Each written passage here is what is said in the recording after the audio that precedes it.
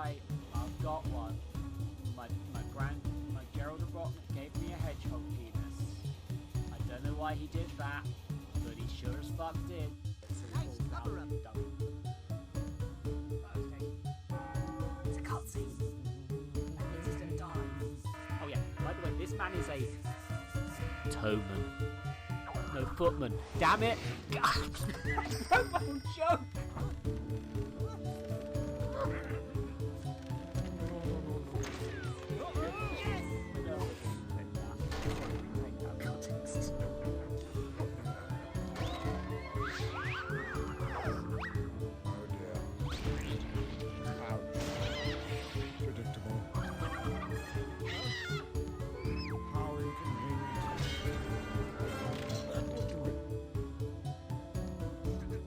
A lot of visual information.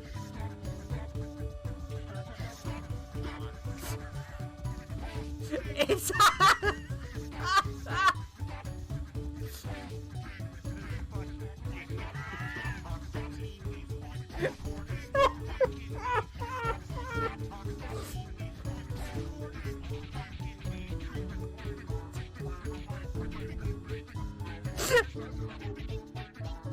This is better than what I was going to play.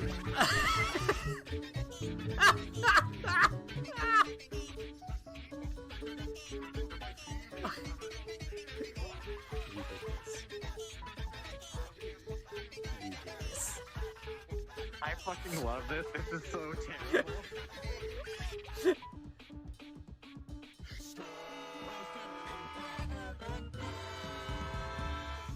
It just goes dark.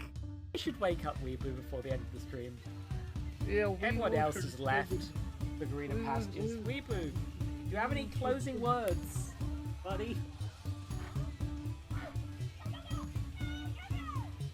Did you like the game? Then your taste is terrible! Oh my god. Is that a dead spider in there?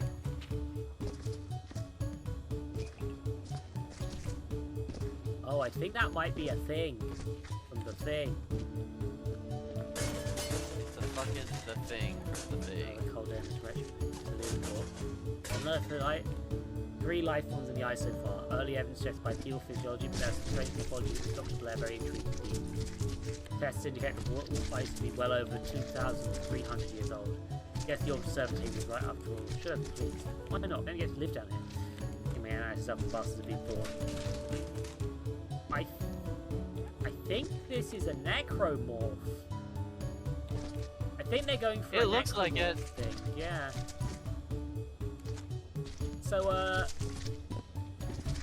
So you know how we deal with that problem? Yeah. Mario can use his pussy for things other than reproduction. Thank you very much. If Mario wants to get an abortion, I believe.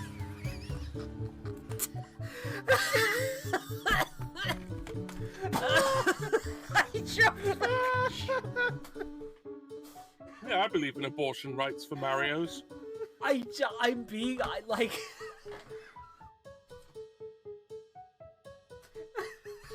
So,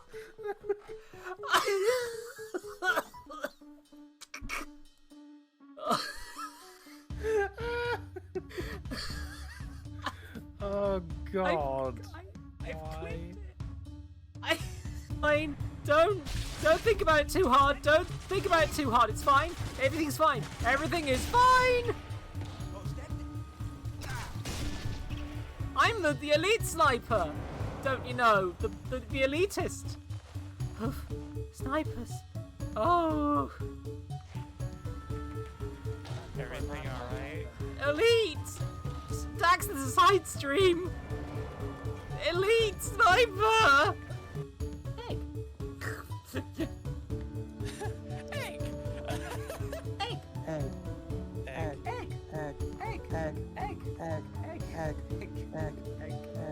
I'm hungry now. God damn.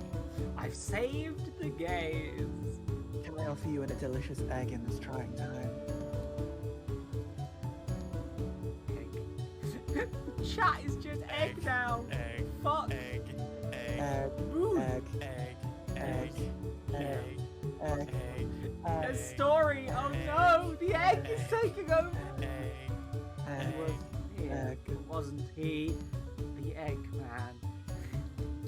Then why? Nick. Nick is the egg man. Anyway, bye. I'm not doing. Let me unfold. Yes! I do love that they do things like, yeah, there's just a capsule full of animals here, why not? Hey buddy, are you okay? Yeah, not bad. You're the new Tails! Ah. There we go. Yeah, I'm gonna. Leave? No. I'm gonna put this delicately. I'll try and put this delicately. I'll go away for a few minutes to push shit out of my asshole. Jesus fucking. I don't understand how you could put that in more delicately. Yeah, no, I no, mean, that is that's the about as approach we have, delicate as I can do, I clearly. think. Jesus Christ. This is the most stream. This is. I'm so glad that people actually come hang out when I do guest streams because of this. DK Donkey Kong. You know him well. He's finally back. Kick some coconut gun. Fire explodes. If he shoots you, it's gonna hurt. He's bigger, faster, stronger too. He's the first member of the DK crew.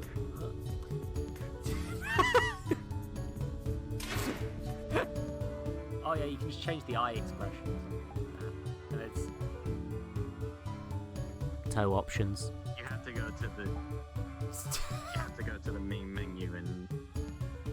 Oh! Oh no! Wow. No! Oh, the seats! Oh, my God. Oh, I'm not enjoying this. Jesus Christ, are you okay? Oh, Are you okay? it's a good. Oh. Did you forget that cis men existed for a second there, Dax? Yes.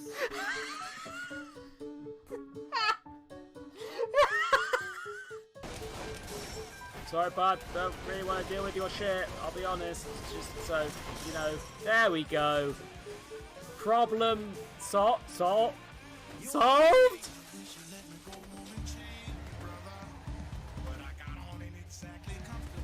Uh-oh. Uh-oh.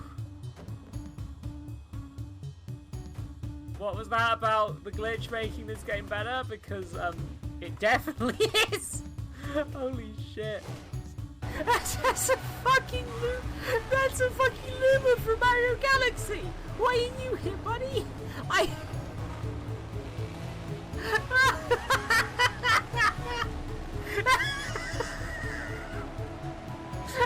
Welcome to hell! Crab! Mario! Mario! Mario! Mario!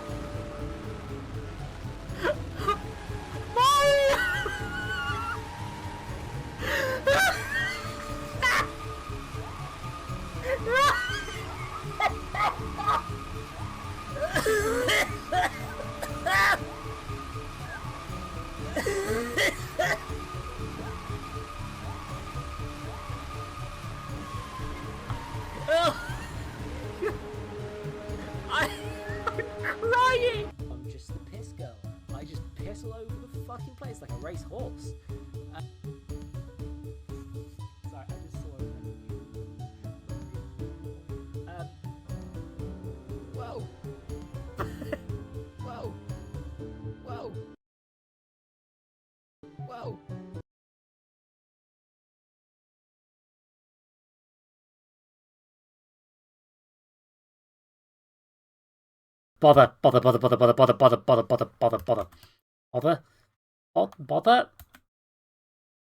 Bother.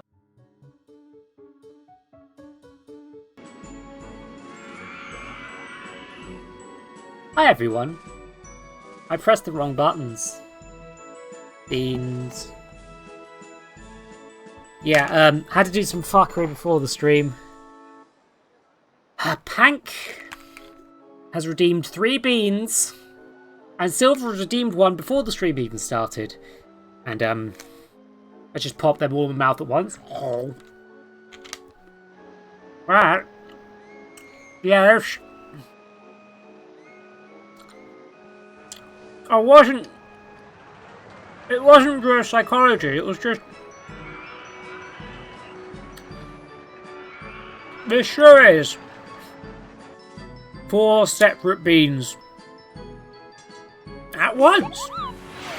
And another one, thank you Madam Universe. Bean...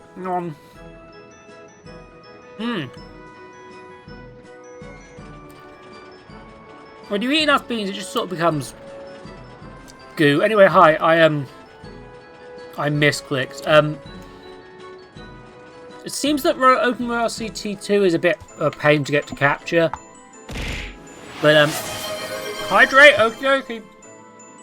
Oh shit, I forgot to refill my water before the stream. Oh well.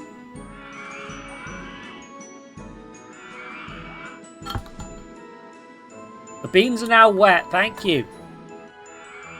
Yeah, I was just going to establish what's going on here. OpenRCT 2 is a mod that allows me to play my officially owned copies. I can play any park from Rollercoaster Tycoon 2 and 1 and any of their expansions, along with any custom scenarios I make, whatever for anachronism is, a load of real theme parks. And I've actually been off camera going through and completing some parks. So I'm just actually playing the game. What's the final well, okay. So Rollercoaster Tycoon 1. Here's all the default levels from Rollercoaster Tycoon 1. Some real nostalgia for me there. I don't think I ever got past, like, here. There's also the Mega Park, which is just fun, which is nice. There are also I never knew about these expansion packs, so I've never played anything from added attractions or loopy landscapes. Don't know what's in them. Never played them. Might be the best one to do on stream. The screens in the background really help. Yeah, no, this game's got great sound design. Despite being very minimalist. Rollercoaster Tycoon 2. I've got up to Infernal Views. I will say the Rollercoaster Tycoon 2, much more interesting goals as well. Like, you got unlimited funds, but also you have to keep the park rating up, sort of stuff. I have not done as many. I played Rollercoaster Tycoon back in the day. But yeah, also, I actually owned Wacky Worlds and Time Twister back in the day. So there's all these ones. They've added a load of stuff that's like, hey, this is sort of themed around different places in the world. Here's different time periods. There's also real parks, which I think were a Rollercoaster Tycoon 1 thing, technically speaking. But if I want to make 2000s Alton Towers into a thing, I can do that. Or Heidi Park? I do not remember that one. Or these weird Six Flags ones I have no familiarity with. Blackpool Pleasure Beach, I've never been there. I have been to Alton Towers, but it's a version of Alton Towers that's changed significantly since this one. I did open this during testing at some point. There's also extras where, like, build your own Six Flags is.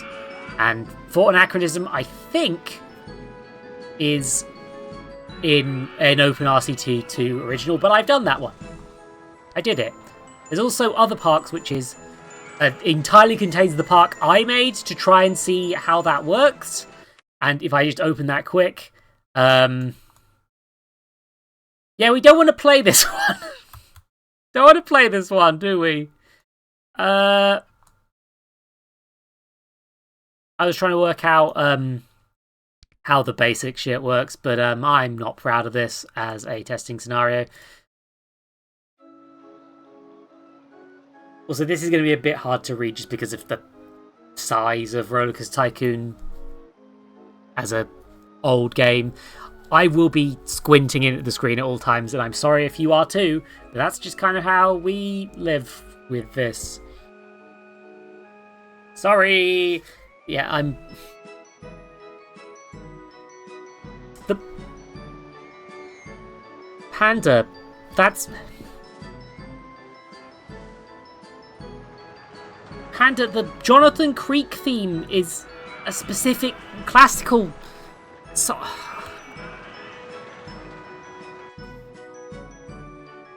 It's Dance Macabre. That's one of my favourite classical songs, Panda. Okay. Yeah, also there is a load of stuff. You can actually get online working in this, but I don't want to deal with that shit right now. There's also scenario editor, track designer, and you can just add custom content to this version of the game. It's a nice, like, quality of life mod, basically. Am I okay? No, but we're gonna stream anyway.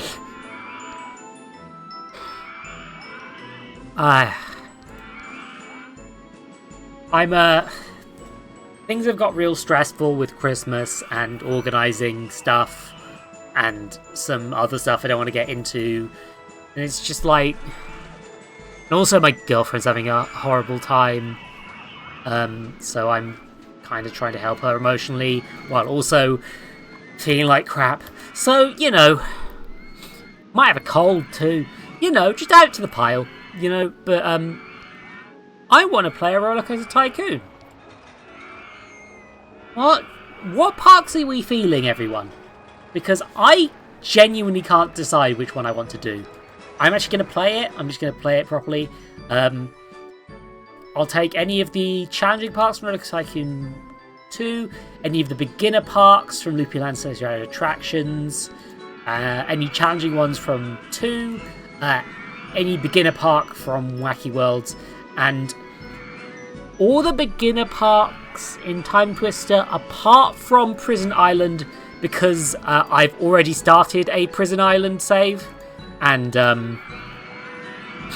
I don't want to have to dump you in midway through something. Yeah, I didn't name it Alcatraz, by the way. Don't tell anyone. But I think they did a copyright violation. I think the Alcatraz people probably got mad at them. Anyway, I do have the real parts. I don't know how difficult these are, but I'd happily do an Alton Towers as well. Like, that might be a bit of a laugh. See how bad I fuck up a real theme park. I'm not making a turf theme park, bud. I'm not doing this. Oh dear. I seem to be getting a load more messages than usual. Oh. People being nice. Thank you to people being nice to me in my Discord DMs. I will not notice because I'm a dumbass. The UK isn't a theme park. It's not fun enough for that.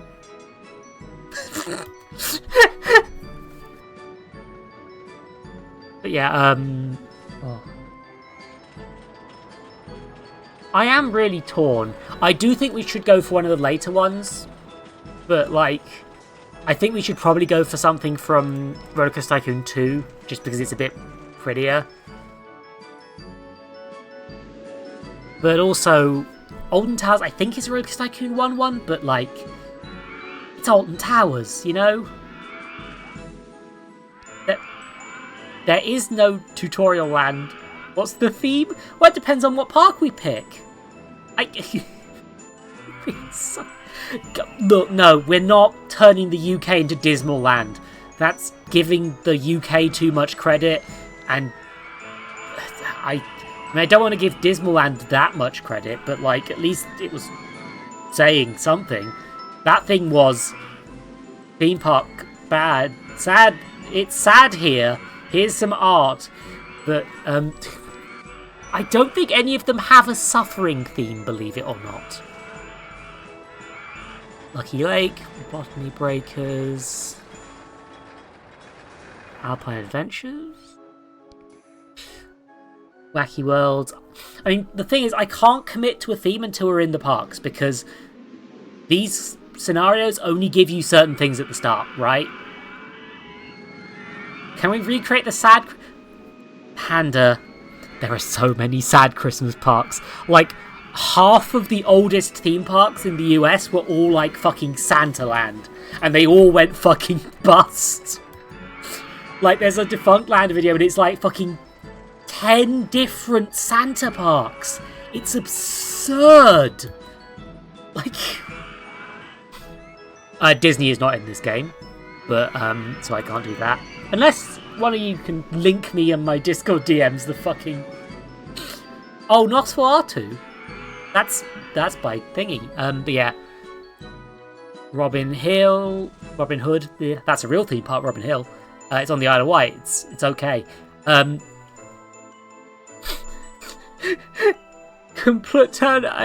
the asteroid crater that killed the dinosaurs into a theme park. Prison Island is... I'm not doing that one. A large annual music festival takes place on your land. Build a hip theme park to keep the free-spirited audience entertained. This is a Woodstock joke, isn't it? Okay. Oh, I'm so... God, there's some real bad theme parks out there as well. Like... But I'm intending to make a fun little theme park somewhere. Yeah, like, Wacky Worlds has, because of a hydroelectric dam, they're making a theme park at Victoria Falls. Winter Wonderland was one of the things where its car parks turned into mud, the elves... I haven't heard of that one, Panda! Firefest. I mean, we could make Firefest too. I actually watched the Netflix documentary because I'd recently watched a video on internet plagiarism, and one of the plagiarized things was the Netflix Fire Festival documentary. And I thought, you know what, I'd really like to learn about that the Fire Festival, and being that this video is just a rip-off of the documentary anyway, let's just watch the documentary. Oh god. Grand Canyon. You have to build a park on limited land on either side of this national treasure. You have the opportunity to bring neighbouring land from the... You do have the opportunity to buy neighbouring land from the Native American Indians. You mean Native Americans, huh? You need to complete the objective, stay in the town's local population. No, I'm not doing that shit. I'm not doing that shit. I'm not doing colonialism on camera. Plagiarism park.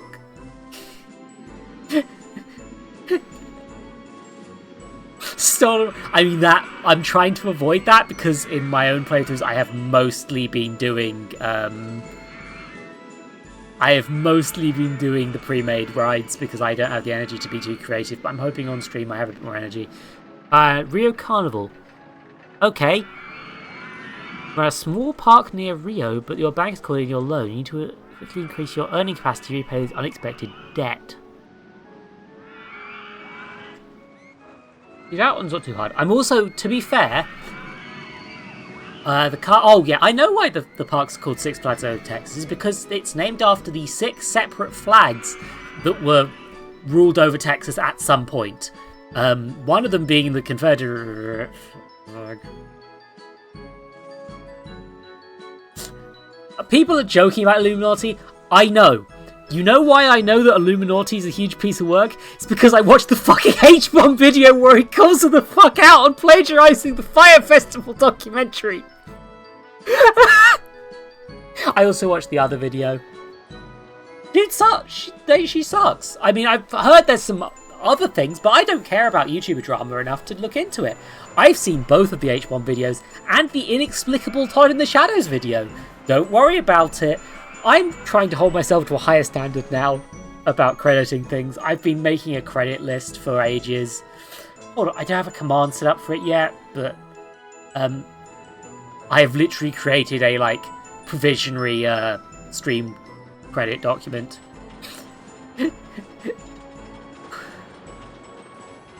She's like done a load. Yeah, no. From what I've I think I maybe watched like one of her videos once because she has an appealing mascot, and it was like, this is an okay video. And then the drama videos started pouring in, and I was like, well, I guess I can't watch any of those okay videos again. And then I watched the H-bomb video.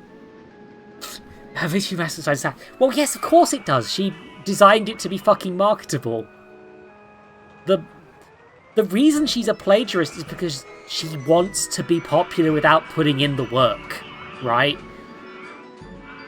This isn't a passion. This isn't her wanting to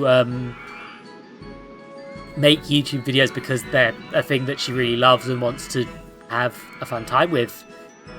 It's because she wants to be popular. She just jumped on any trend, right?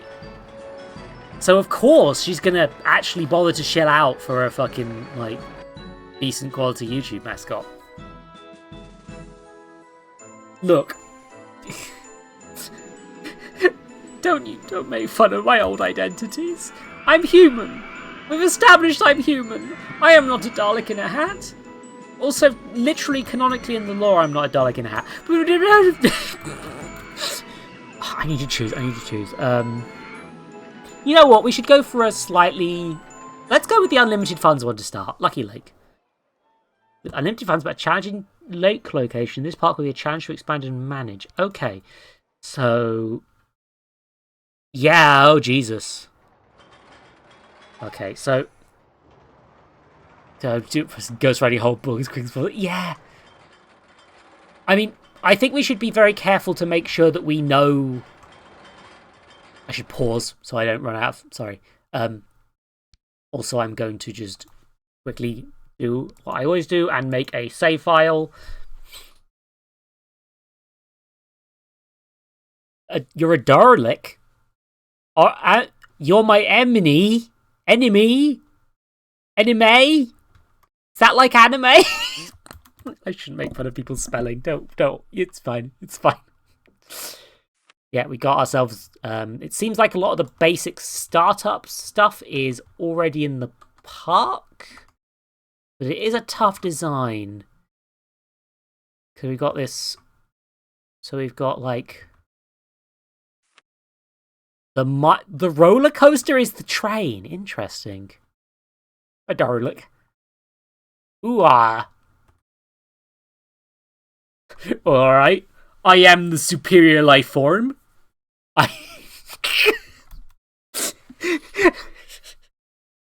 Pop on me tractor and I'll be exterminating you later. Typos, don't worry. Ugh. Inevitable. But it goes to begin with rules about not using more than 10% quote material, see like a limit. After it seems more of a minimum quote. Yeah. Oh god. The thing is, it's also like those ghostwriting. I bet those ghostwriting services have like a fucking ton of problems with plagiarism. Hold on, let's... Okay, so... Let's start off by expanding the entrance area. Because the thing is, I've got unlimited funds. And one of the main things that causes you problems in this game with funding is having to terraform the land. So I can just do this, actually, as long as the park keeps up a high rating, which I am going to have to work on near instantly because just...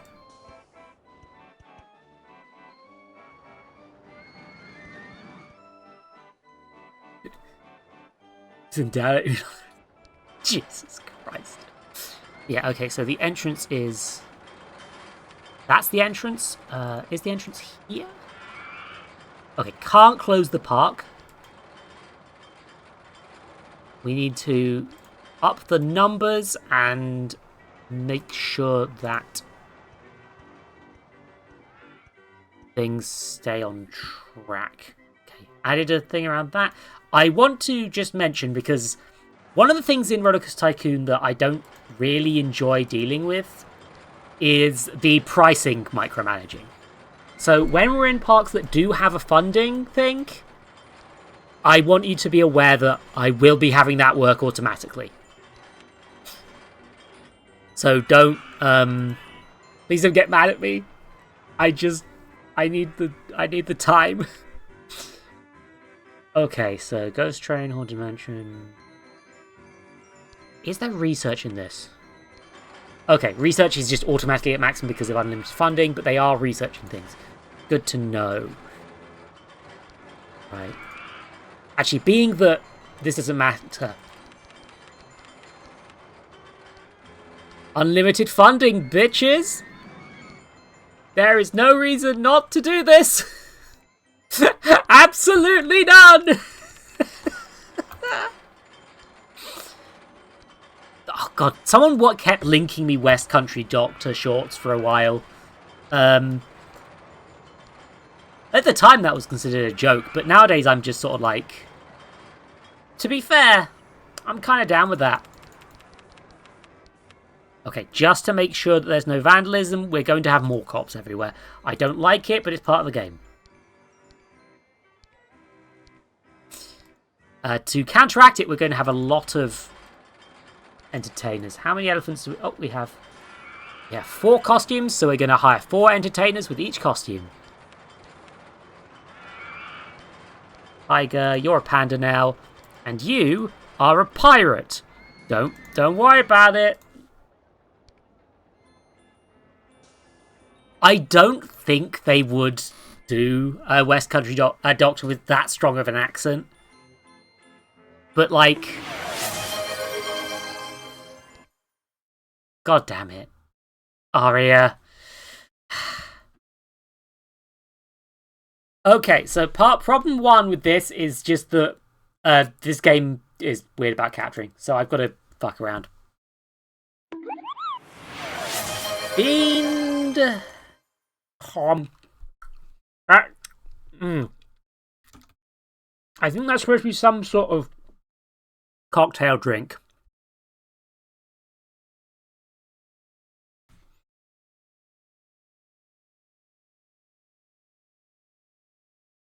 Okay.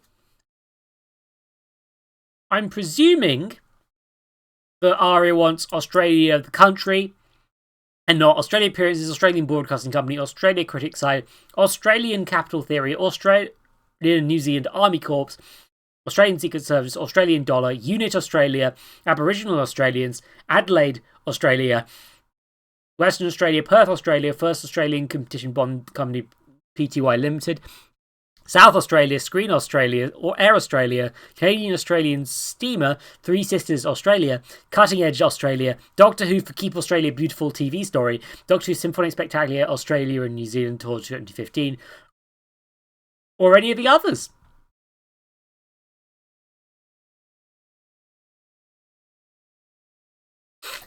Australia is something colloquially called Oz, apparently according to Invasion of the Cat People.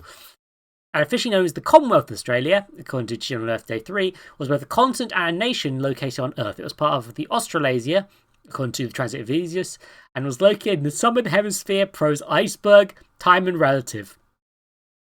Here's a picture of Australia. First mentioned in Doctor Who: An Exciting Adventure with the Daleks novelisation. It's a novelisation, but not in the fucking actual TV story. Okay. First appearance, Enemy of the World. That's a second Doctor story. It's actually quite good. The people of Australia were known as Aussies, according to Direct Action. According to the fourth Doctor, Australia had a population of... Oh, please use fucking commas. God damn it, lads. 1,014... How many zeros is that? Oh, 14 million.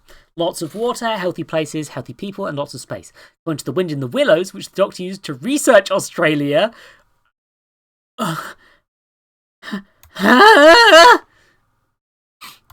Australia was a sunburnt country of sweeping plains, rugged mountain ranges, of droughts and flooding rains. This is from... I need to know what this is. Doctor Who for Keep Australia Beautiful was a serialised mini-episode broadcast in 4 parts in 1979 to raise awareness of the growing litter problem in Australia.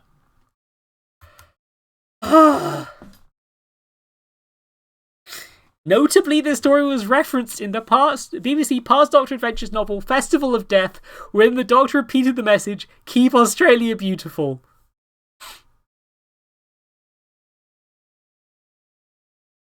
The first... I'm not looking at any further into that, but I do want to just highlight for everyone that the episode 1 title is Australia is Dirty, which I'm thinking perhaps might not have been the best choice of episode title. Jesus Christ. Okay. Yep, so Invasion of the Cat People, it involves Aboriginal Australians. Okay, so it is interesting. There has been a surprisingly large amount of Australian stuff in Doctor Who. Not much, but enough. 40,000 BC, 5 Utopians straight out of Earth visited Australia and taught the Aborigines to sing, according to Pro's Invasion of the Cat People. Don't like that one. 1550 BC, Monarch travelled to Earth in his ship.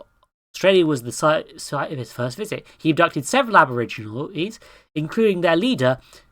I'm not going to be able to pronounce Katuchi correctly, but I'm going to give it a try. I gave them android bodies. He promised Katuchi rulership of his people when Monarch made his final visit to conquer the planet. TV fought to Doomsday. This was racist.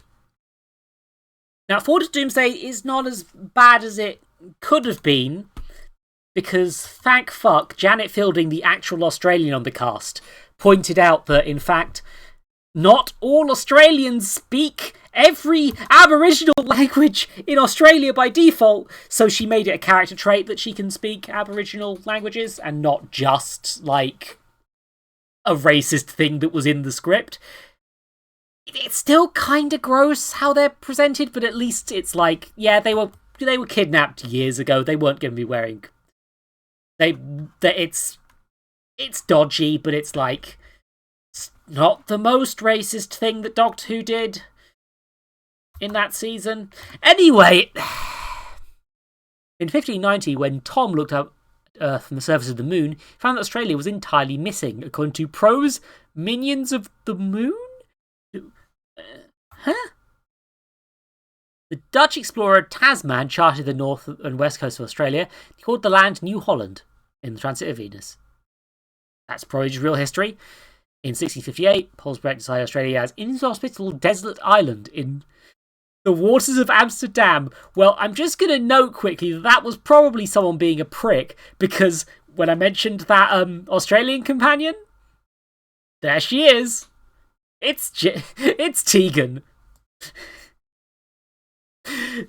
Tegan would kick your ass if you insulted Australia like that, and she should. 18th century, James Cook, Isaac Smith, from English from the coast. The first Doctor and Ian had been on this voyage, and in 11th June 1770, the ship was forced to land on the coast after hitting the Great Barrier Reef. Doctor and Ian disembarking.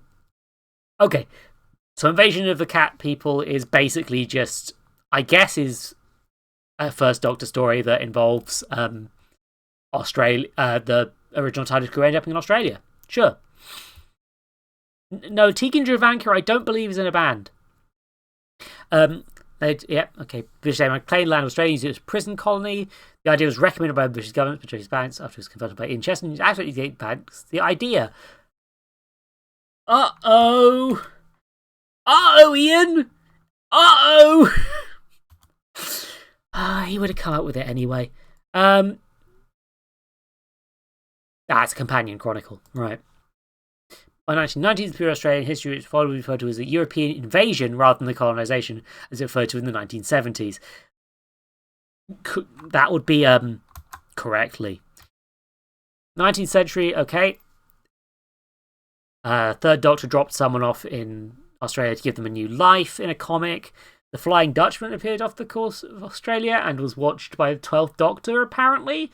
Sure.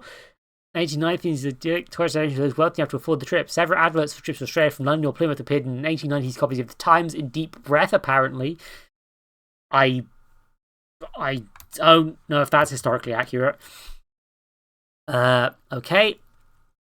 Deegan's grandfather immigrated from Yugoslavia to Australia, always referred to it as the New World, according to Cold Fusion. 1910s, Australia, as part of the British Empire, was involved in World War One. They had a particular army corps, the Australian New Zealand Army Corps, which forced on the British Army. They also fought the Ottoman Empire in the Gallipoli campaign, according to Pro's Direct Action. I guess. Sure. 1920s, the Doctor made Australian officer Dame Nellie Melbourne learned her part trick of shattering glass with a high-pitched note, according to the power of Kroll. Good for you, Doc. 1932, the Doctor made Australian tribute champion Donald Bradman took 5 wickets from New South Wales, according to Ford's Doomsday. I think this is pro-English propaganda. In the 9th of October 1957, the British government detonated a plutonium-based hydrogen bomb at Maringa in South Australia, according to Operation Volcano. That's a fucking... Haha! Doctor Do Cricket! Atom bomb! Fucking hell. Janet's other brother Gareth moves to Australia. He was bit on the backside by a large spider and died there. What the fuck? Cat's Cradle Witch Mark? Well, it was it was that era of Doctor Who, I guess. Here's a map of Australia according to Operation Volcano. 1970, some fruit from Western Australia became contaminated with mercurial dioxide due to fallen particles of dust from outer space. Later stored in the C-19 vault, according to Scales of Injustice. That's just a unit vault, basically. Also in the 1970s, the Third Doctor, in an attempt to save his exile, got a TARDIS to materialise in the Australian desert, where, with the aid of Murray Stevens and some Aborigines, he thwarted Rudolf Steiner's Gemini plan. It was a TV action comic, sure. Fuck, whatever. Sometime later, a group of Daleks based underneath Antarctica used captured nuclear submarine, the USS Jefferson, to attack Sydney. Their plan was to use the city as a base from which to convert humans into Daleks and conquer Earth. Was defeated by the Doctor with the aid of Lieutenant Davis. Another Third Doctor story. Why are there so many TV action comics in Australia? Later still, they visited an Australian radio telescope to observe the test run of Dr. Louis French's radio wave accelerator. Dr. It caused disaster and tried to prevent it. The accelerated radio wave disrupted Earth's atmosphere, creating a huge storm that heavily damaged the research station and resulted in French. That's not how radio waves work! Ugh. Jesus Christ. God, yeah, Australia's got some bad history of treating the Aboriginal people like complete and total shit. And they haven't really moved past that legacy of colonialism entirely still to this day. I'm sad. Skylab fell over Australia. One piece endangered Paul Forbes, who's in the Gibson Desert, but saved by the Seventh Doctor, who's advised him to take 3 steps to the left. That's funny. That's very Seventh Doctor. Just don't tell you them are about to be crushed. Just fucking, could you move 3 steps to the left, please? In the 70s, the Fourth Doctor was challenged by a computer about his knowledge of Australia. They're counting the Keep Australia Beautiful thing as canon! Ugh! Except for the development of the US data scan, so his life sworn systems were in danger of imminent collapse due to pollution. 1980s, Bruce and Angela Healy reside in Australia where they had a veterinary practice in a comic. Ace's friend Midge once went to Australia on holiday. He sent her a postcard saying how lonely he felt so far from home. The thing with Ace is that she's from a low-class background. She and her friends aren't really rich. And yet, Midge could afford A holiday in Australia, according to Time Warner Revelation? Sure, fucking sure. Okay. And set piece, Seventh Doctor met with a 37-year-old in a cafe, 1995. They also visited another the same cafe, but it's an interdimensional one now. Chambers Pharmaceuticals in Brisbane is covered for experiments with cyber technology in Audio the Gathering. Chris Question from Rod Foster visits Sydney for a week in Return of the Living Dad. Brisbane's phonetic by electronic tap to cover the creation of the system. Egan Javanko's running a small animal feeding company, having taken it over with their father. Audio the Gathering. Okay, yeah. So the Gathering, the Reaping and the Harvest are a trilogy of Cybermen stories, based around the same sort of vague thingy. They're good. They're dark, but they're good. I'm fairly confident the Gathering is no longer canon, and because it involves an older Tegan who isn't particularly down with how her journeys with the Doctor ended up. It was going to be Janet Fielding's only appearance in Big Finish for a long time, because she didn't really want to do regular stuff. It's quite dark in a few ways. Partly because it's a Wilderness Year Cyberman story. And partly because Tegan has, like, space cancer or something. She gets space cancer. Don't worry about it. Australian soldiers involved in war in Indonesia. H.E. Clements had an office in Australia. In 2007, 2008, Unit Australia for the last party of Ice Warriors. Australia's National Sciences Agency, Cicero, was part of a teleconference on the Atraxi crisis in the 11th hour. Sydney was one of the cities that celebrated in Journey's End. Australia was one of the nations that agreed to let John Frobisher speak on their behalf to the 456 in Children of Earth. Hey, look, it's Peter Capaldi. Sure. We're not gonna think about Torchwood. John O'Brien visits Australia in 2009. Corona Wave hit Sydney as part of a Skith invasion.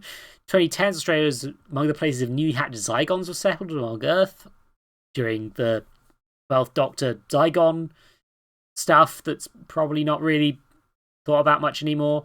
Nardole and Big Pot, 12th Doctor and 9 Nardole and Bill Potts also visited Sydney to escape from a sentient oil creature in the pilot. Sure. Australasian Zone. 2018. Australia was a part of the Australasian Zone, and the malevolent Raymond Salamander had set up a research facility there back in 2013. He had tricked scientists into recording natural disasters. Anti-Salamander. This is the enemy of the world. Yeah, I forget that the enemy of the world set in Australia in 2018. Don't worry about it. It was probably an alternate timeline at this point. In 2020, Amy Pond discussed the Australian outverse possibility of a place for Cyberians to live when considering the prospects of both races living together openly. Holy shit, I forgot that Cold Blood takes place in 2020.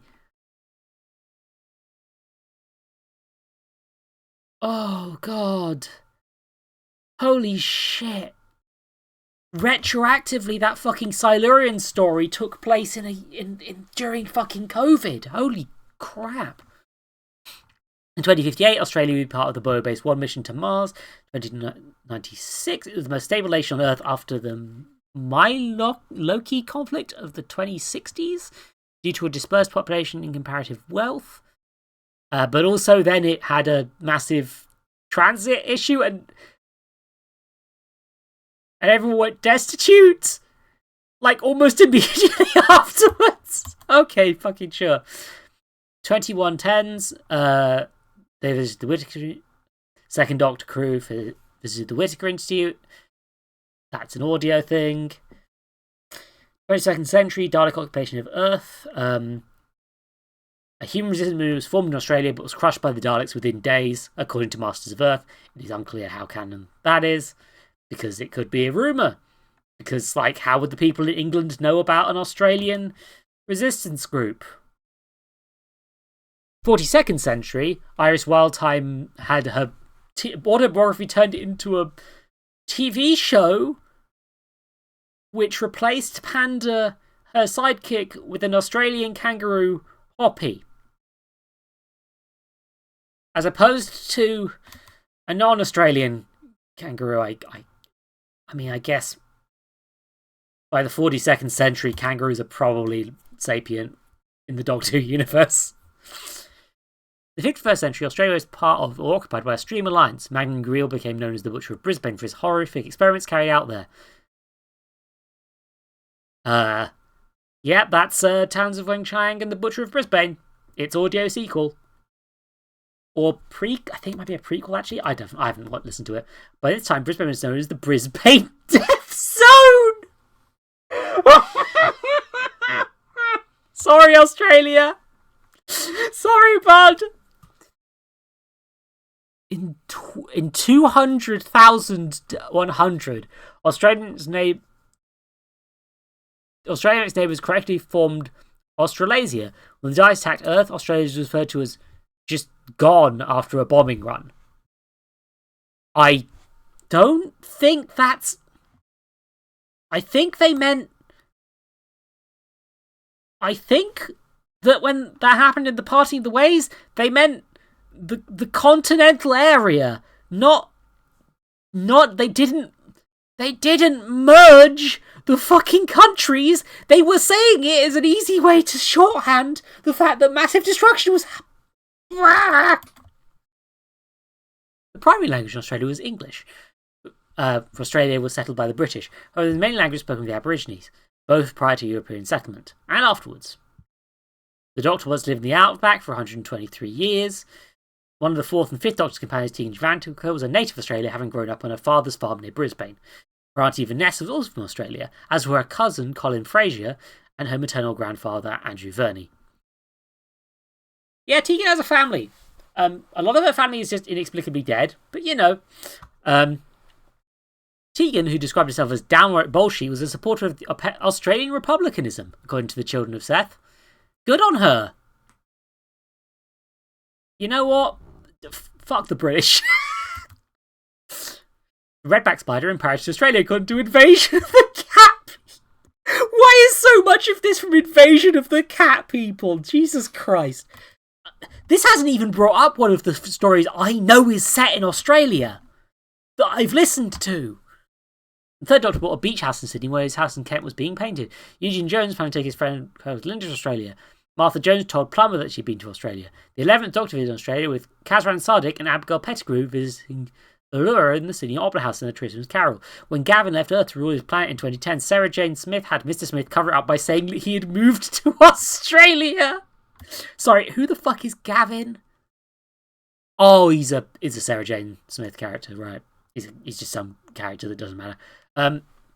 For the sake of this larger discussion, Turlough once jokingly told Dean that stubbornness is one of Australia's greatest exports. I mean, that's a very Turlough line, but like, I wouldn't have it any other way. In an account where Susan was not a student at Colher School, but instead tutored by Barbara White, she thought that Australia was in the Atlantic Ocean when it was emphatically not. Prose Doctor Who and an exciting adventure with the Daleks. So there are slight differences in the novelisation for some reason, I guess? Sure. According to the fourth Doctor, Bradman's best test score was 428 and was the country's best export was Dame Edna Edveridge? What does that mean? In the real world, Dame Edna Everidge is a fictional character played by Barry Humphries. Doctor Who keeps Australia beautiful. It is ambiguous as to whether Dame Edna Everidge is fictional or really universal. I don't know her. I don't know this character.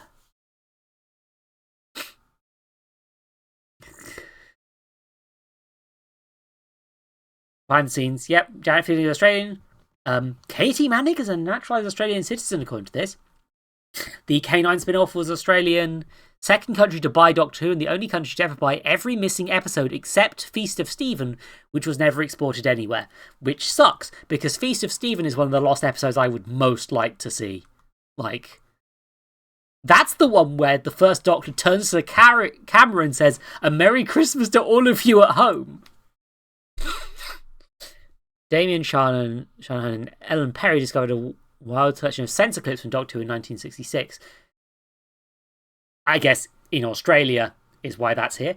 Beginning with Series 10, the Australian Broadcast Corporation aired a fan programme after Doctor Who entitled Whovians, where they discuss the episode they have seen, interview cast members, and theorise over the series' story arc. For Series 10, when Peter Capaldi announced he was leaving, they held mock auditions for the 13th Doctor with ABC personalities. That's cute.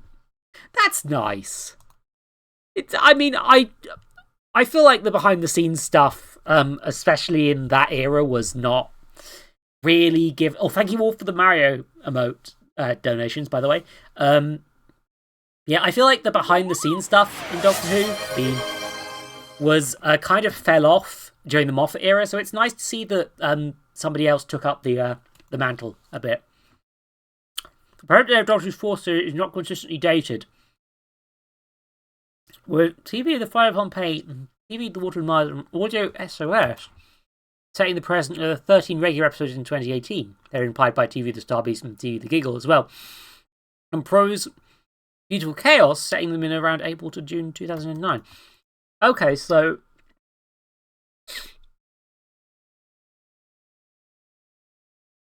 Oh, I got a nasty flavour of bean. Oh. It's supposed to be blackberry, but it's like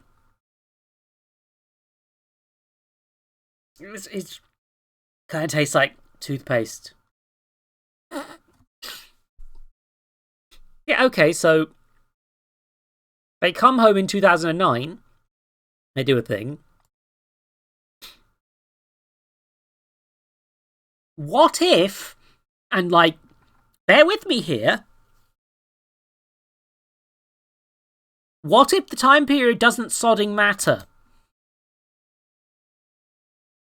And like, okay, so maybe the end of that series happened in 2009. It's a time travel show. Who gives a fuck? They can overlap. Who cares? The Stolen Earth thing can happen in 2009. And the first episodes in the fourth series can happen in 2008. Maybe the Doctor and the Donna travelled for a long fucking time or something. It doesn't matter. Fuck. All of these things are set vaguely in present day so that the characters are relatable. It's not a strict timeline. Why the... I also just want to point out, is the story in here? Yeah, Big Bang Generation is here. They did not mention Big Bang Generation the whole time, which is a shame because this is one I like. Am I allowed to recommend this? I will say I consider my liking of this a little bit biased because I'm a bit too much of a fan of Gary Russell, I guess. But like this story, it's a 12th Doctor and Bernie Summerfield story. It's rad. Supposedly it was going to be a River Song story, I heard somewhere. I mean, to be fair, they hint at that in the start of the fucking story when they're doing a thing where like they tried to get hold of Professor Summerfield. She wasn't fucking him. But they tried to get hold of River Song. She wasn't available. We got Bernie Summerfield instead. Like, in the fucking book.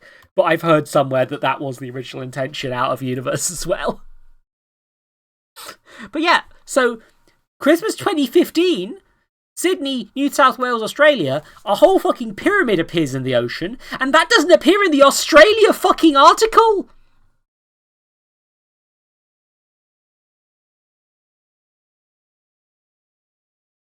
Okay, let's skim around. 2015, fucking nothing!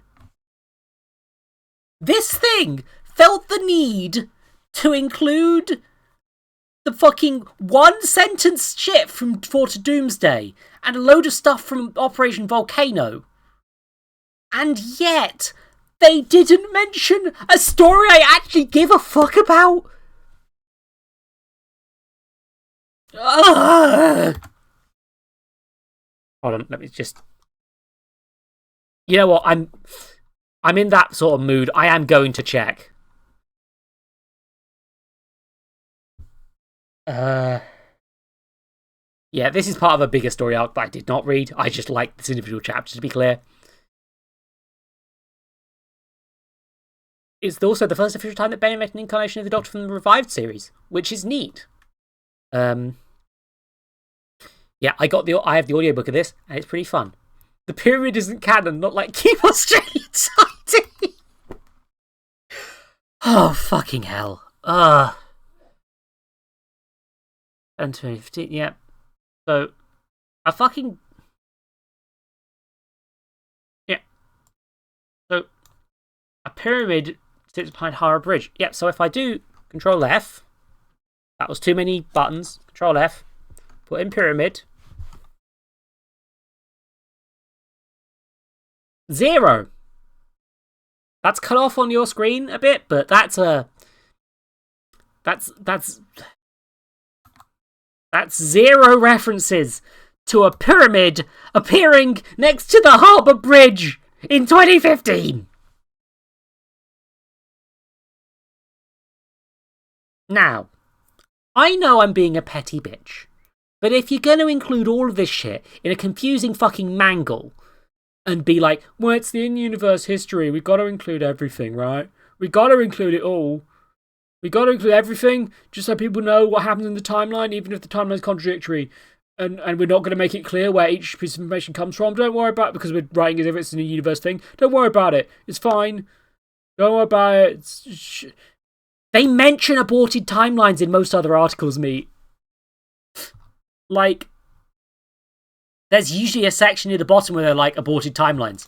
I can't remember, actually. Because there is some time fuckery in this story, but I don't think they removed the pyramid itself from the timeline. Oh, wait, no, hold on. Finds the glamour for every intelligent relation, turns to erasing everything that ever happened as a result of their technology.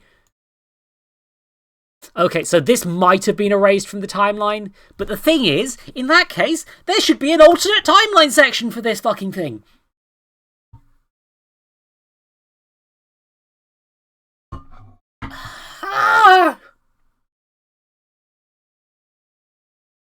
I hate this fucking wiki. This wiki is fucking awful. It's an awful goddamn wiki. It's terrible. I don't like it. It's bad. We're playing Rollercoaster Tycoon. I haven't started the fucking park yet. Jesus Christ. Okay, look, we need to speed up. What's the most exciting?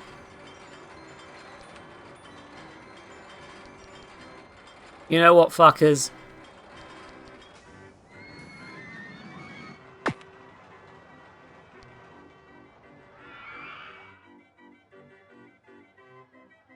Fear house. The house that fears.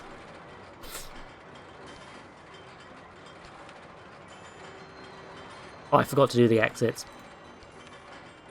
No, I didn't. They're in here. Apparently.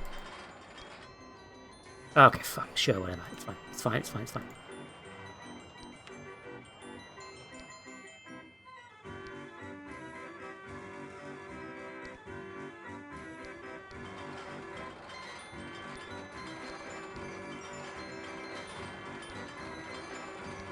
I don't know where this fucking queue line's supposed to go.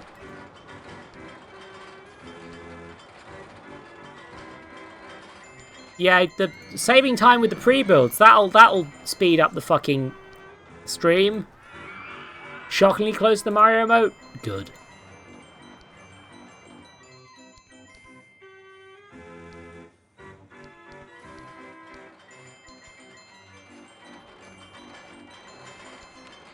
I'm gonna have to flatten some terrain quick. I love that their little dudes just like fucking watch you build sometimes. It's cute. Oh, I can't get out.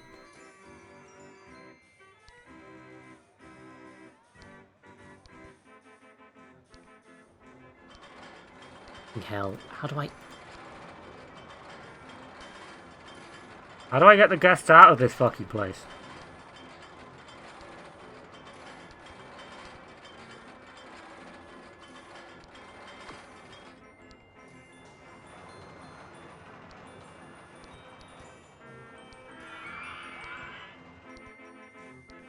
Okay, I think I've gotten them out of the house, I think.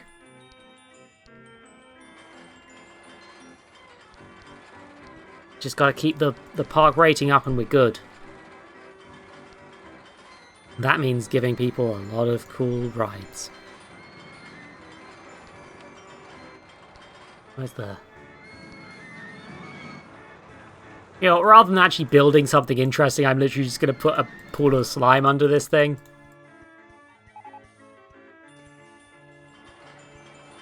Look, I'm tired. And I still haven't put up bins on all the paths. Which is, like, important. I can't wait for the defucked land video. No, don't defuck my land. No!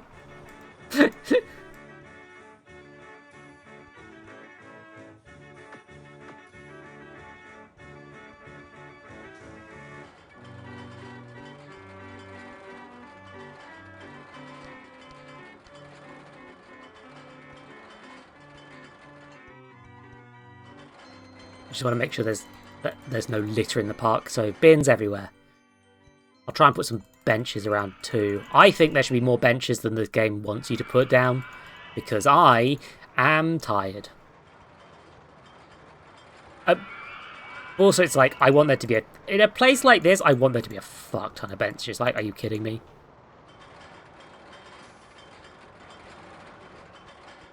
This place is fucking huge. Like, come on.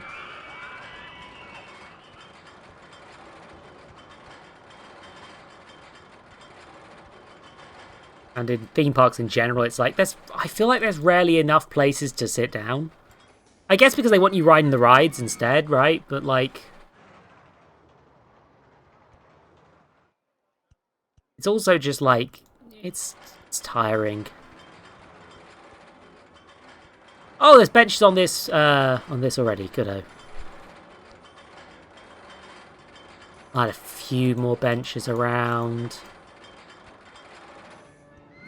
I'm going to add a food court at the entrance. After I've done this. Full of Nickelodeon slime. Yeah, that's where I store it. Don't worry about it. That's where the slime goes.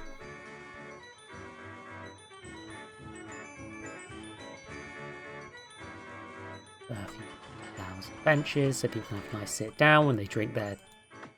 I guess they only have soda, but like... Sure. So now, if anyone needs a nice sit down, they can have a nice sit down. You see?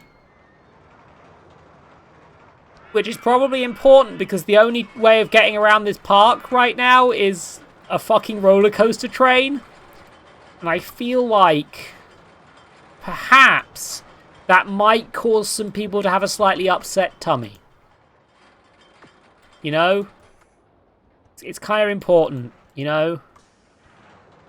Make sure everyone's comfy. Right, good. Now to work on the food court. What do I have? Let's go crazy paving.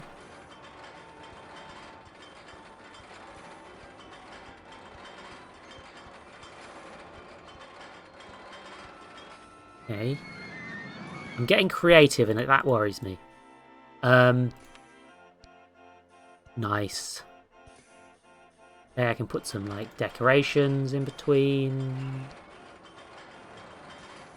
Like the graveyard holes. Oh shit, it credits the authors of who made these things as well. Huh, I think that's a new update. That's neat. Especially as, you know, you can mod this game enough now that it's like actually kind of necessary.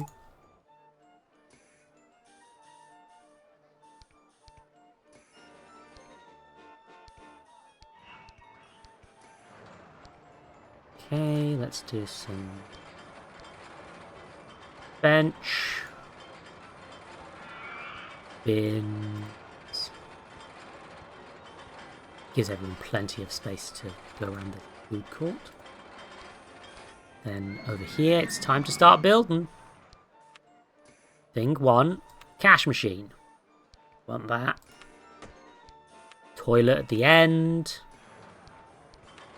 None of these need to care about the pricing because it's infinite money mode. I'm going to pop a first aid center here as well while I'm at it. I've already got one of those already. Now we should focus on food.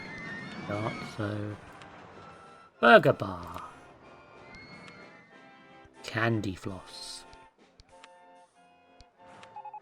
Chips.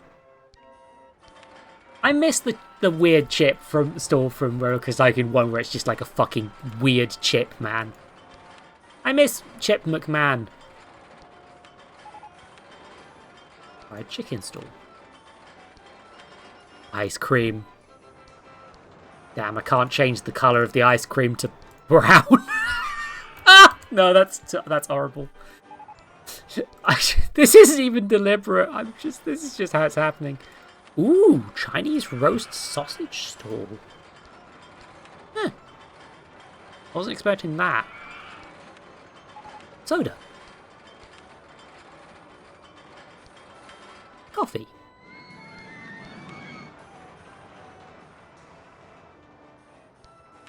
Lemonade.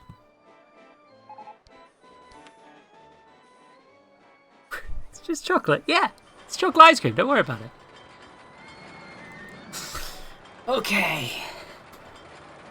And now I'm going to start with the bit where it's like, well, anything your heart desires, it's in the grave zone. I'll probably make things similar little areas to this in most of the park. But I'm also going to chuck in some souvenir stalls while I'm at it. And I'm randomizing the colour because I don't think I care about there being a particular colour for these. I like when there's just sort of like a load of different things. It feels a bit more naturalistic. Lemonade.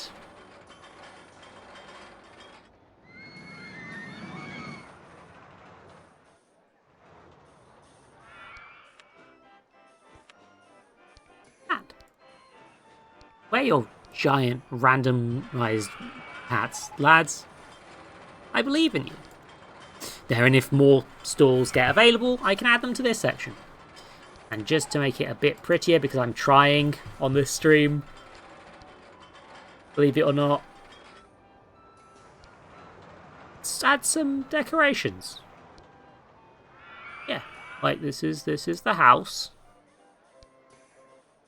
We trawled. The law here is that we trawled it up from the depths of the ocean, I guess.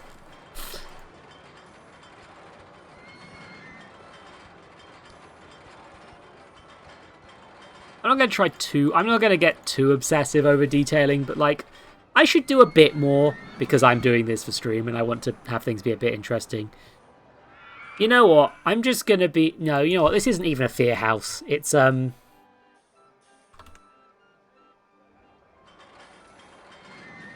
slime dodger. This is where you come to dodge the slime. You know? Okay, and I'm also going to do a quick loop around here because it's like... This encourages people to come through the food area, I've decided. And also it means I can put another ride here. What sort of ride are we in? Oh, shit. Oh, you know we got to have like 3 motion simulators, one for each type of ride that's available on the motion simulator. Yeah, there's like several running modes on these. Yeah, there's 2 of them. Okay. So this one, Avenging Aviators, is going to be called Hardcore Pornography.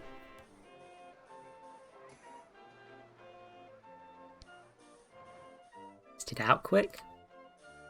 And its little sibling is going to be a much more classy one. Thrill Riders.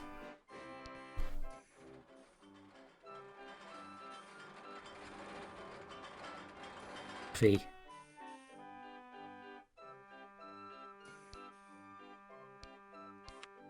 Get that working.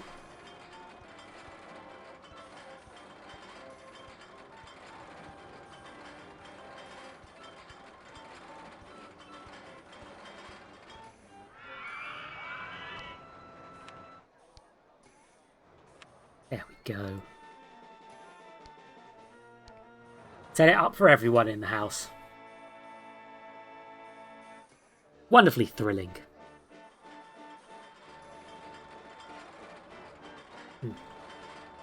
Yeah, the thing with this park is it's just about the numbers, right? I don't know if it's an option I turned on that lets me do this, but it's like... Essentially, you have a soft guest cap, which is how many you can potentially have in the park, right? And you build stuff like food and paths and rides, and it increases that soft cap. At which point, I will spam every marketing campaign in the game. Wait, hold on a second. Hold on. Hold on. Is there any reason... Okay, I can't spam marketing campaigns. It is literally just going to be about boosting the cap in this particular case. But, shush. We've got some thrilling rides. We've got a nice calm ride. And I should also make some sort of roller coaster. Yeah. And being that the suspended swinging is the one that just unlocked... Okay, yeah, so we've got these pre-mades from the actual games. They generally have names, like Aeroplanes and Regurgitator. But there's also some of these, which I don't know where they came from.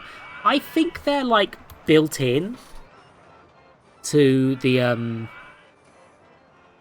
to open.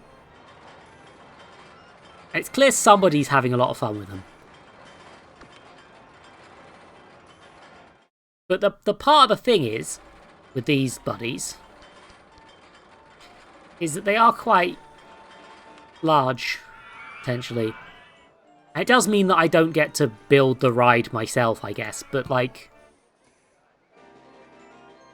Uh-oh. Oh, this is one of those ones with two...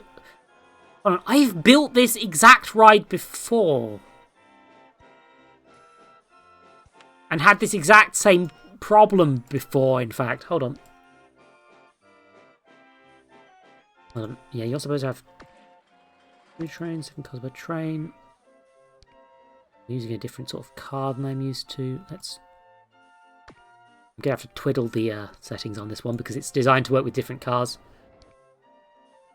No, we definitely need 2 trains. How many can I get per train? 12, I guess. Okay. Activate testing mode. I need to temporarily turn off synchronize because that means I can then get it to actually synchronize. I think someone made a lot of these to like test out the synchronizing systems, actually.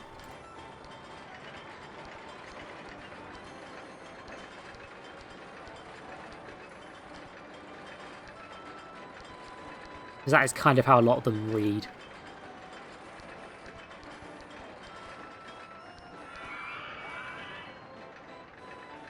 So as a result, hopefully I should be able to please...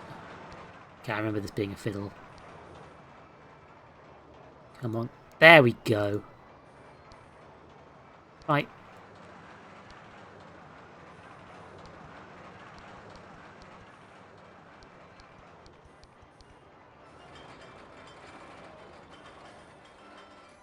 Okay, this thing's going into the food court, I guess.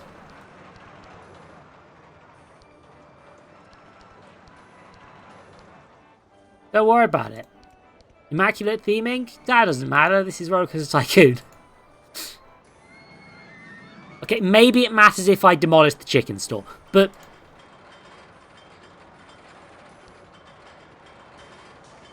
You understand I will build a circus at some point. It will be wet, right, Panda?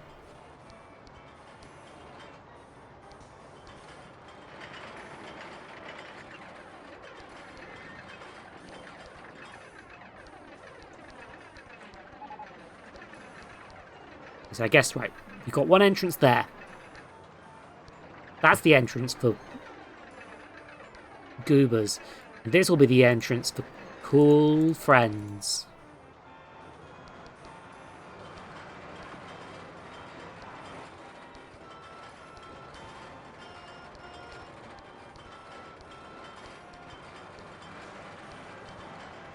Oh God, what have I done? Uh-oh. Oh, I've severely balked this. Okay. Okay, let's just...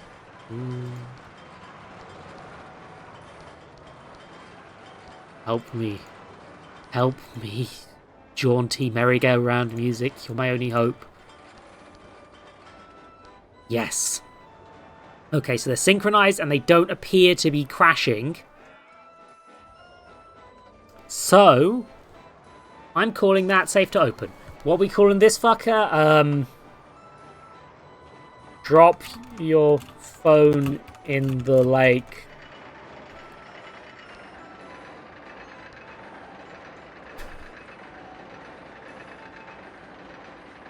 And that's how you build a theme park, everybody. Hold on. Do we get badges if we do Stream Reclap 2023? Because I don't think I did. But Silver seems to have one. Oh, maybe it's one you can choose, I guess. Free phone for fish. Yeah. That's where the fish get their snacks. Don't worry about it. Oh shit, I need to build go-karts. There's something about this game where these little shits go nuts for go-karts. I don't know why. They fucking love go-karts.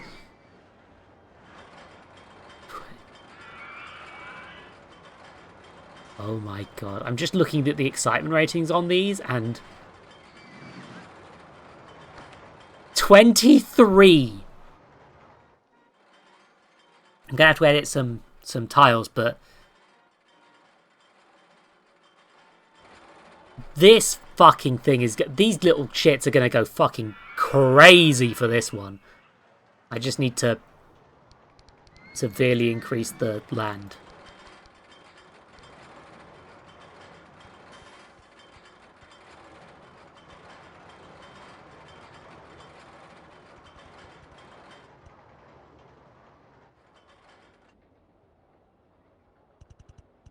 This is how theme parks look, right? Giant squares. Don't worry about it. It's fine. It'll be fine. Fine. Fucking... Huh. Not sure why that's not working still. Hold on, let's just... No, not you. I'm using that tool, please.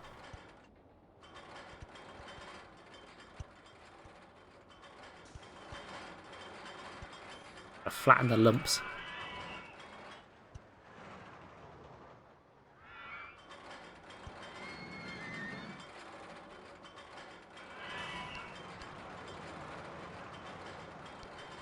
Right. Go back to... No! Oh, it is being weird about this one. Don't worry. One with 23 on it. Don't worry about it. Don't worry about it.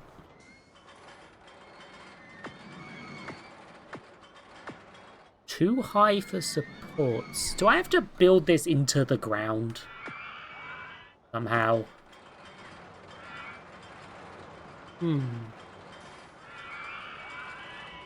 This is going to be one of those ride things where it's like, only the people who know the exact positioning of the land that you need are going to be able to do it, isn't it? Okay, so... Bean! Almost forgot to bean.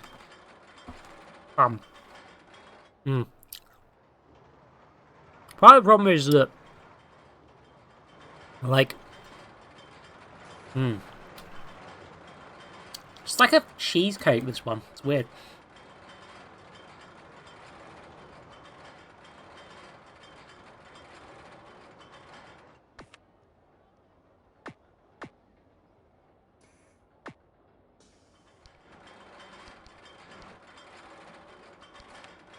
I'm genuinely unsure how to get this to work.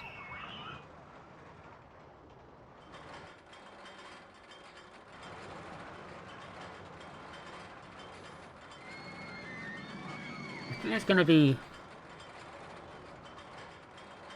There needs to be a hill at the back of it. Maybe? So, like...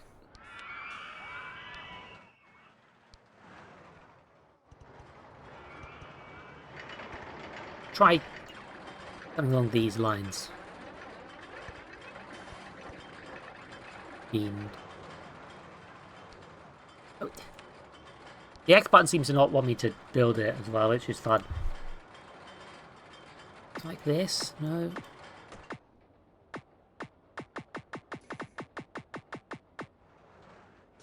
Like, I wish there was a button that... I feel like there is some setting that, like... lets you build these things in, like... underground, but I don't know what the setting is.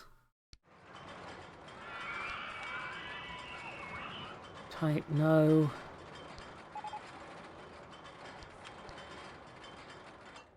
Six vandalism with staff. Okay, yeah, so you are supposed to be able to fix those, okay. Keep editor, ride requirements, ride vehicles, manage wet paint. FPS character, okay, test.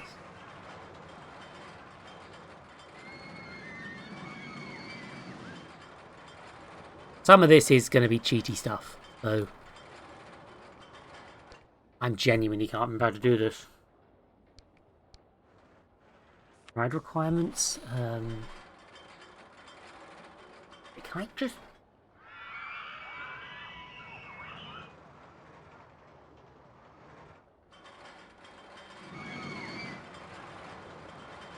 That... Don't know what that does. You better, yeah, I guess you can edit them, okay. Road line.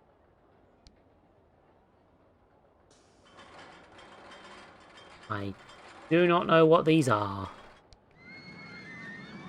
Oh, bloody hell. Which Steam integration? Okay, so... in theory, the Twitch stuff's working. Huh.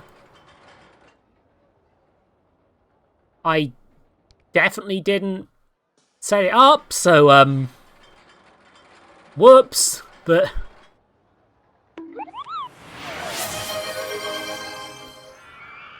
a wet paint? That do. I guess it's a painting tool of some sort. Beamed! Just wanted to make go-karts. I just wanted to blow those little bean heads' minds.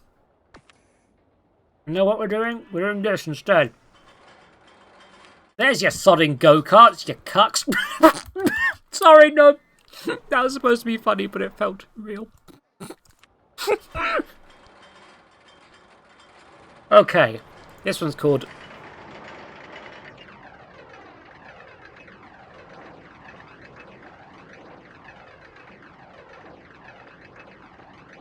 He's just sodding go-karts. Beamed.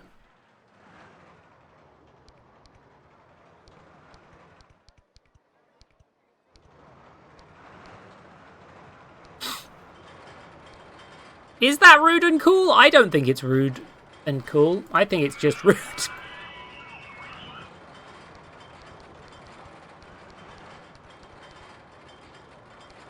There we go. Here's their sodding go-karts. You'll see in a... hold on. No, I didn't change some settings.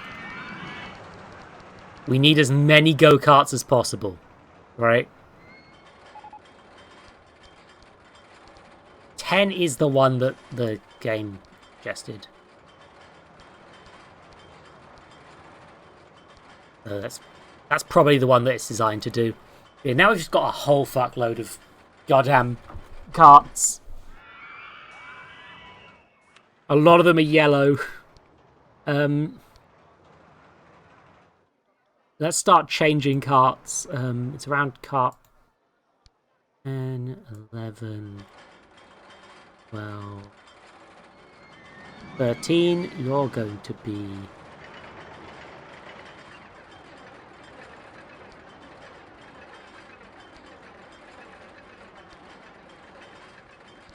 How I'm doing this.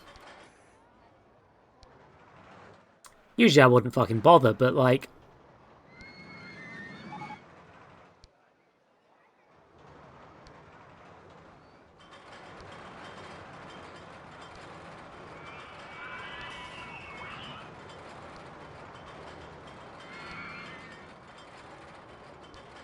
This one's for special boys. There. Go-karts.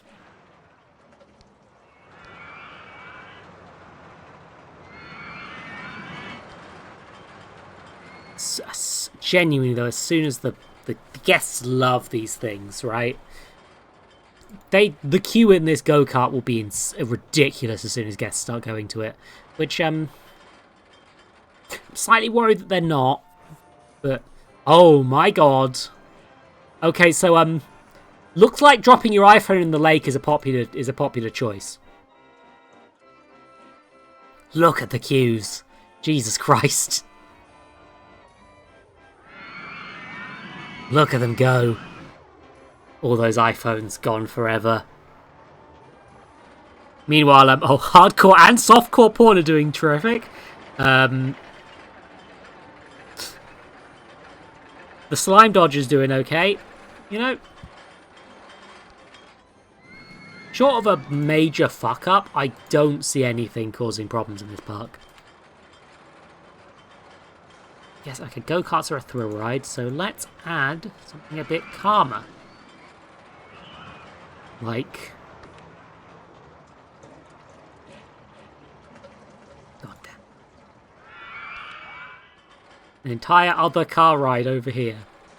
Please? Is that me? I have to allow that one, thank you.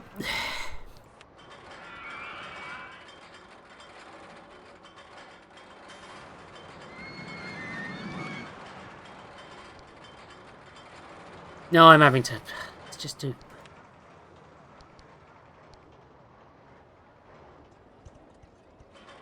Yet again, Zoe is required to fill in a lake at the behest of tiny people.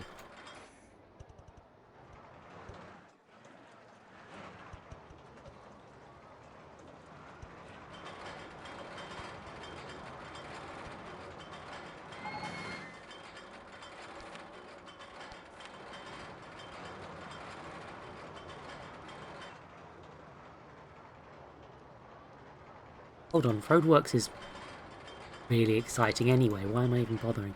Okay.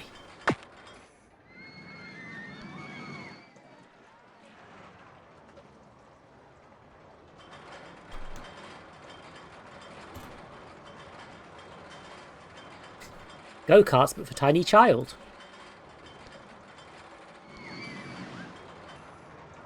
Also, vintage cars. That wasn't necessarily intentional. Let's swap them to sports cars. I'm going to pretend the kids are going to enjoy this. Come on, kids. It's time to go go-karting. Wait, uh-oh. How do I... Wait, how do the children leave? Uh-oh.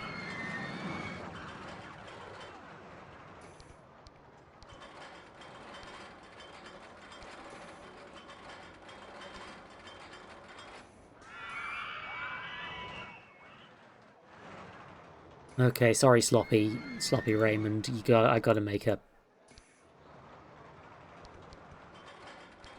Did I just call a random person Sloppy Raymond? Oh yeah, they did another of those. What the fuck is it gonna be though? Because like they made them all, right? They remade all the games already, so they don't have any games to remake, and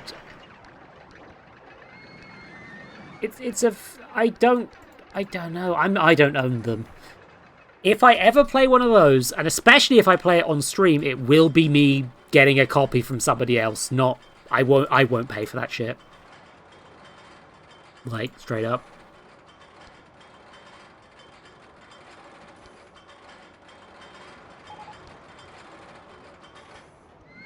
Is treasure. Is this the location? Oh, I guess they didn't remake them all. Sure. I don't care enough. I will continue to absorb this stuff like second hand at best.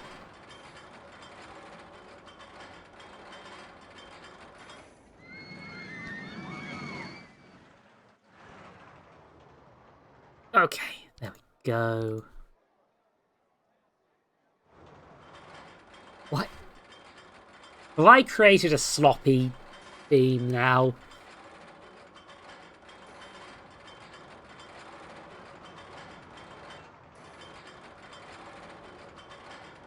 I accidentally slopped everywhere. That I shouldn't have said that. That's made the whole thing worse immediately, hasn't it?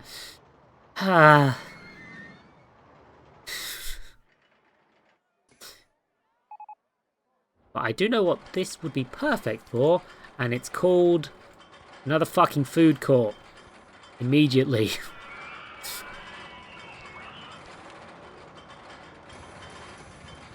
Yeah, I don't really care much for the franchise. It's a franchise that fascinated me back in the day. Like, but part of why it was interesting to me, because it was like the whole indie success story thing, and I don't really care for that, because well, the thing is, it's a cool indie success story when it's someone who's cool. And then that went away. And that person stopped being cool. And now it's just like, well, all of your appeal to my sensibilities has been decayed into dust. Hey, Medusa. I'm roll the coaster. Should probably put a toilet near here as well, actually. I'm slightly worried about the lack of toilets would be quite bad, actually. Okay.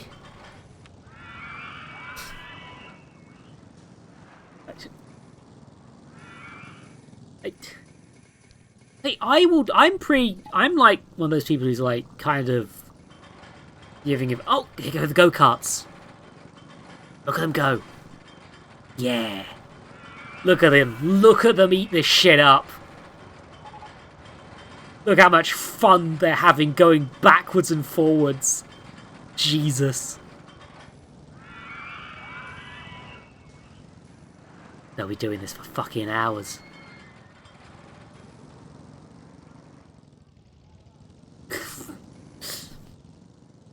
Yeah, it's just sort of like... What's the word?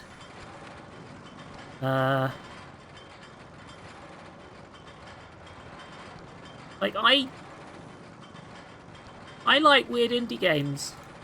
And I will defend someone who's, like, making them quite quickly if they're, like, good enough, like, products still, right? The amount of time it takes to make a game does not necessarily reflect upon its quality. Although there is at least a correlation, I would say. But when it comes to, like, that stuff, it eventually became, like, just a churn. A attempt to... I don't know what I'm fucking saying. I'm not explaining this well, and my brain hurts, and I'm tired. I'm going to build another roller coaster because of... Hey, hold on. I have steeplechase, but I don't have the right cars. Huh. Interesting.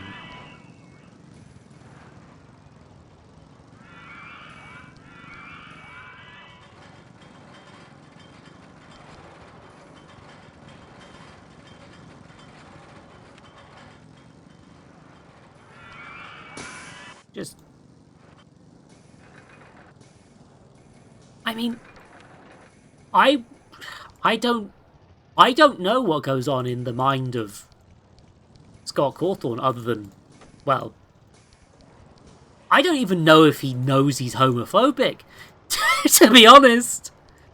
Reed's like the sort of dude who's like, yeah, I don't hate gay people, I just think I need to tell them that they're going to hell before they fall down an elevator shaft and die.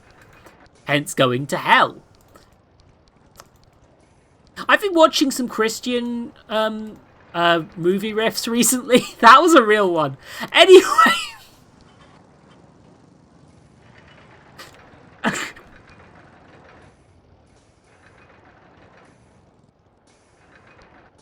I mean, Tasia, it's like, I would say that the thing with, especially with FNAF lore, is it's just, the lore is just what people read into it. This is true of all media to some degree. Like, at some stage you will discover that literally every piece of media is just made up as it goes along, and sometimes things will just accidentally fit the subtext quite nicely. It just happens, right? But the thing is, the FNAF lore seems to have been rather fixed now, right? Like, it's nice to plan the thing out, but, like, the thing is, it's like, this mystery box storytelling that people are so enamored with, the reason it got popular is because it got people talking, right? You know why Lost was popular? Because everyone was speculating about Lost. They wanted to know what the fuck was happening with Lost, right? That's why it caught on. They didn't need definitive answers. In fact, they could tweak those definitive answers to what people leant towards, right? And I think, especially with FNAF stuff, it's like, from the start, it's been a game that's been a fucking MatPat thing, right? Game Theory came up with some theories based on some spooky stuff they put in the background. And then the guy's like, oh yeah, no, I definitely deliberate. Definitely, don't check. It's fine. It's all deliberate. It's completely deliberate. I definitely didn't just put some creepy advertisements in the background. I definitely planned this. And then he goes, shit. Well, now I have to do lore. So he adds more stuff in the next game, and the next game, and the next game, and slowly shapes those things. Partially, probably, around the theories that are being came up with. And to be fair, I know that the guy probably came up with these things, like, one at a time. Right? Yes. Do you have any ideas about that? Robin, correct. Let's follow. I talk about interview with a TV show. Meant to be a fan of the show, so I'm sorry to see how this one's sorry to get about. You ask, actually, do you have any ideas about that? Yeah, like, the thing is, like, people don't plan things 7 years in advance because a lot of the time, right? I'll use, you know, while the, this is Car Island now, I guess. Fucking sure. Let's add some more bins while I talk. But let's talk, like, Doctor Who. Doctor Who's a good example because it does have, especially in the Stephen Moffat era, a lot of that mystery box storytelling because it gets people talking. And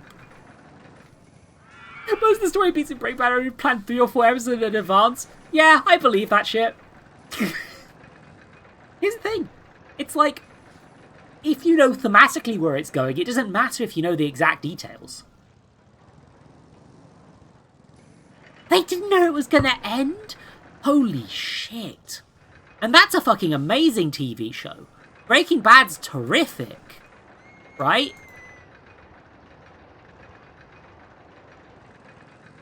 That show's great.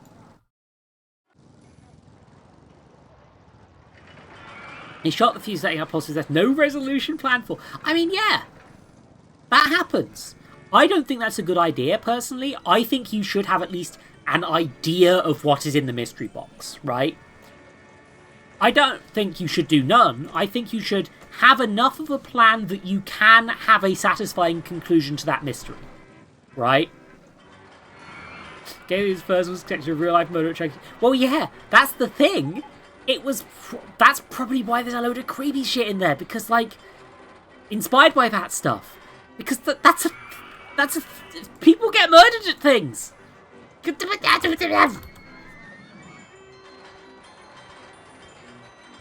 gonna have to add a first aid centre here. I think people are throwing up too much. Here, lads, have a puke box. But yeah, like, holy shit. Okay. Yeah, nobody ever... I want to keep saying that constructing TV stories and stuff, it's a magic trick. You don't need to have the perfect answer at the start. You don't need to plan out everything perfectly to make sure it all works out. You just need a strong enough plan that when you get to the point where it matters, you can execute upon it. I'm going to use Doctor Who. I'm going to assume that people have watched the first 5 series of the modern Doctor Who. Actually, no, let's go 6. 7? Look, I'm discussing the 10th and 11th Doctor eras, right? Now, in particular, this is a really interesting one because it's like... Stephen McCoy? Panda! Yeah, okay, so like... I'm gonna talk about certain areas of Doctor Who quickly, because my brain hurty. Okay, so... Actually, no, I have to build this submarine by myself, so let's just live with this. Hold on, what if I made a submarine to the other island? That would be funny. Submarine.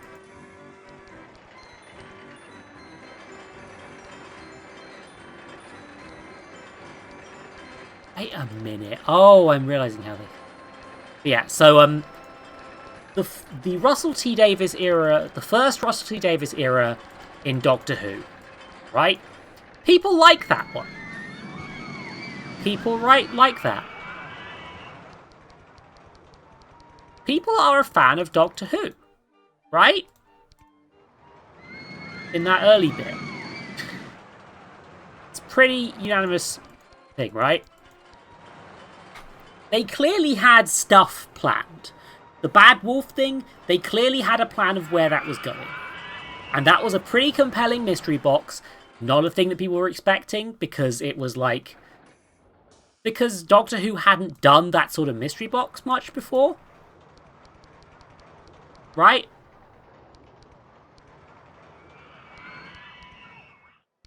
So they had like a pretty good... so it worked out quite nicely. People enjoyed that. It had a pretty satisfying conclusion. It made what would have otherwise been kind of a boring Deus Ex Machina kind of a real fun thing. And it became a mandatory thing. Well, kind of and kind of not. I think people are a bit mean to the early Russell T Davies stuff. And also too kind, but also too mean. And here's why. They wrote those things as they went a fucking long. Right? Bean. Some of these beans are going uncomfortably blue, and I'm very worried about it. But yeah, no, So,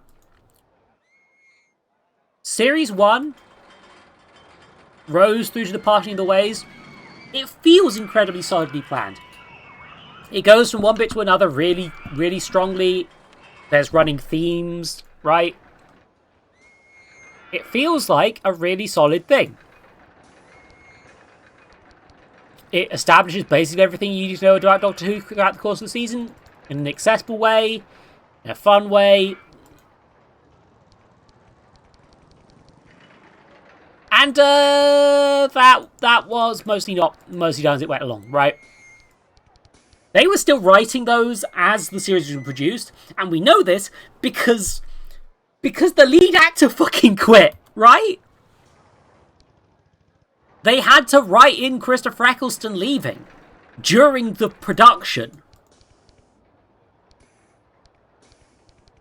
So they then have series 2. Maybe there was another series 2 with 9 planned. I've also seen rumors somewhere that like they were going to have the Ninth Doctor regenerate into himself or something, which, you know, I do expect that sort of thing from Russell, but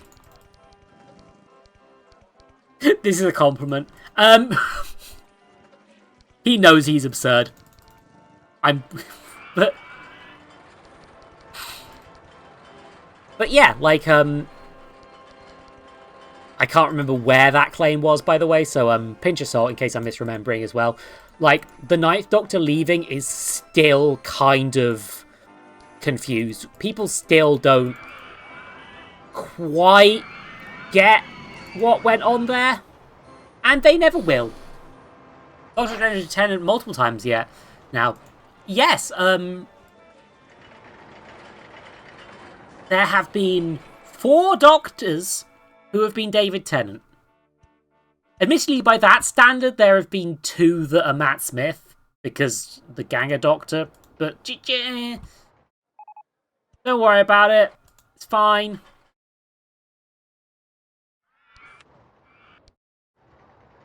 Okay, I've got submarines. It's a circuit load. How many of them I got? 32. Okay. Can I actually add more than that?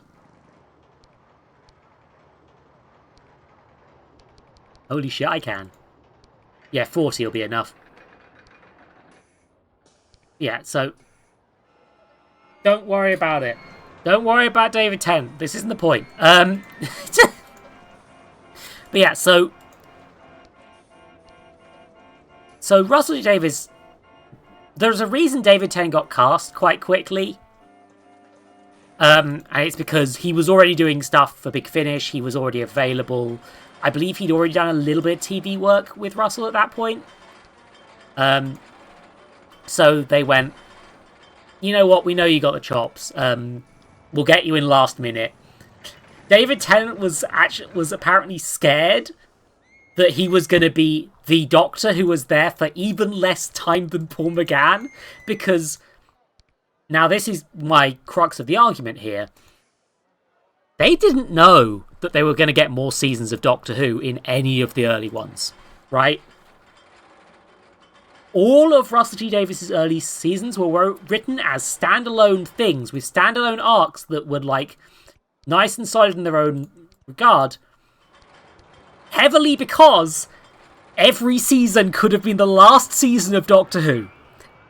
They could have just cancelled the fucking thing any second. And you know, the BBC haven't got much better about this. They certainly did not tell Chris Chibnall whether the show was going to be continuing after he left. Until after he'd already written a whole fucking story.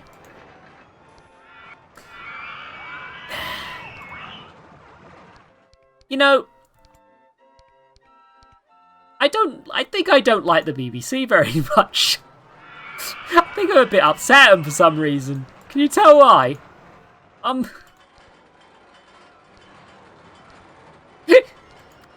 But yeah, like, I mean, to be fair, the Sherlocks were all, like, they were all, like, weird 3-episode seasons where they were all, like, hour-long things. I think that was more of a, like, attempt at trying a new thing, basically, and how these shows were run. Which is, like, I'm not going to say it's good, but it's interesting, I guess. But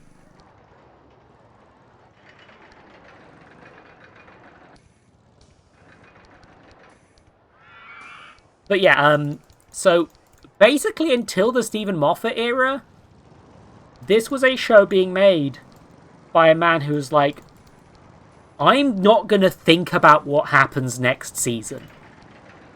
I am going to write this as if this is going to be the last ever season of Doctor Who.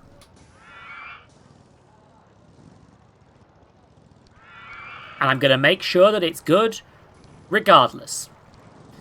And by the time Moffat came in, they were like, look, this show's going to go on for fucking ever again. So, like, Stephen Moffat started actually doing things that were a bit more spread out. The thing is, his plans changed as time went on. Right?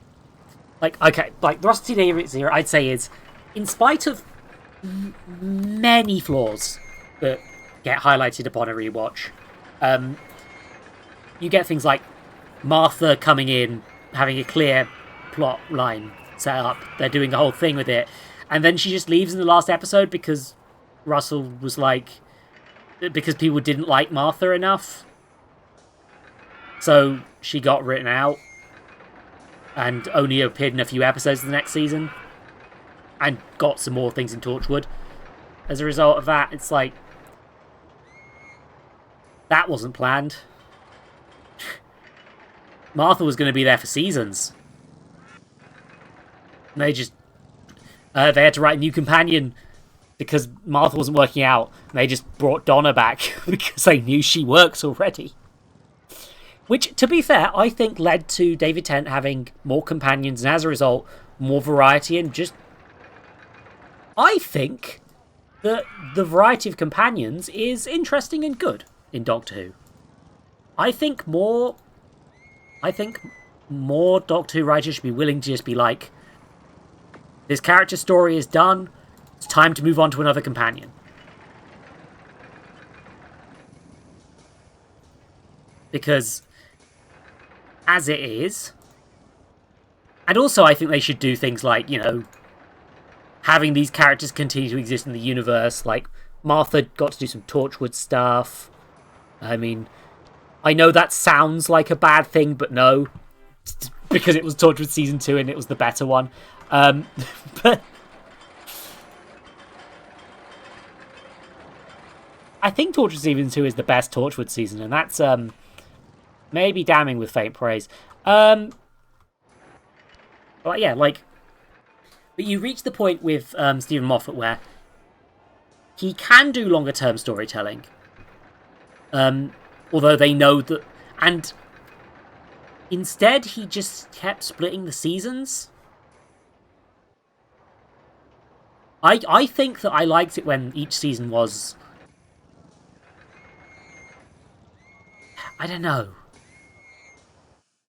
I think the problem with Moffat is that half his seasons got split in half. Like, both Season 6 and Season 7 series, sorry, not season. Annoyingly, there's a difference in Doctor Who. But both of those have split season problems because of what they can get the cast in for. I think that Moffat was struggling with the BBC, honestly. I don't have any evidence for that, it does feel like a thing you do when you're trying to get the BBC to fucking let you have enough episodes, but you don't have the production money to do it all in one fucking sitting. God damn it. But like, yeah, it's like, words.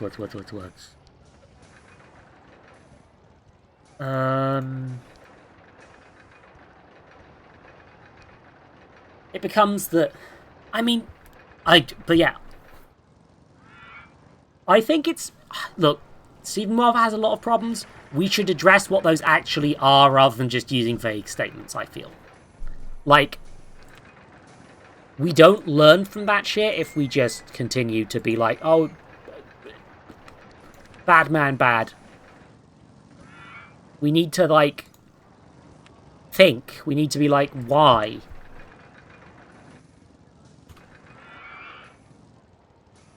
Yes, no, man. But, like, it's like we need to think about these things, right?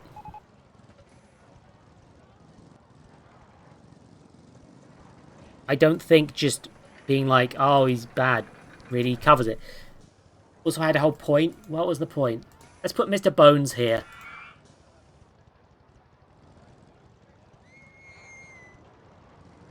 The Bone Zone.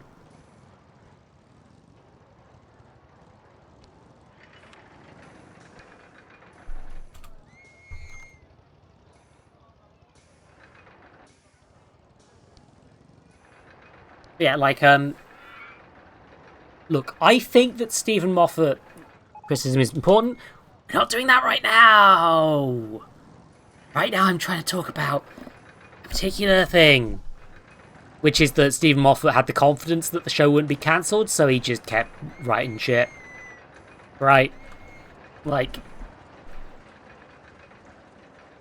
And I think both that and the Chibnall era is very much just like, the show just keeps going, because, what, are they going to cancel Doctor Who? It's been going for a fucking 50 years now. Ignoring the fact that it was already cancelled before the 30th anniversary. But, like, they have this confidence that they're going to be like... They have a confidence that it's not going to end badly. I guess. That's why I think Chris earlier had done more Sherlock. And I don't know a damn thing about the Stephen Moffat Jekyll and Hyde show, and I will continue to not know things about that shit. Personally. I don't know Jack, and I will continue to not know Jack, please. Oh, let's do another. Oh, Robin. He's done nothing but bring back coupling for the past entire career. That's the problem. God damn it. Okay.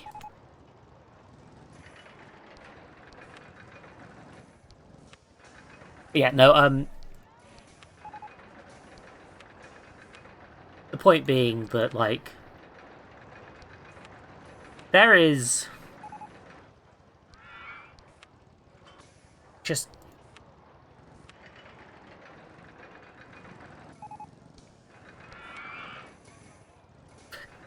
it's how Friends were set in the UK doesn't work in the US. Who would have thought?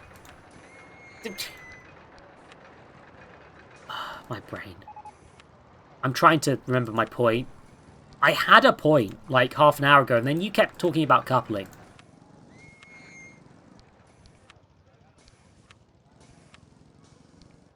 And now I'm, like...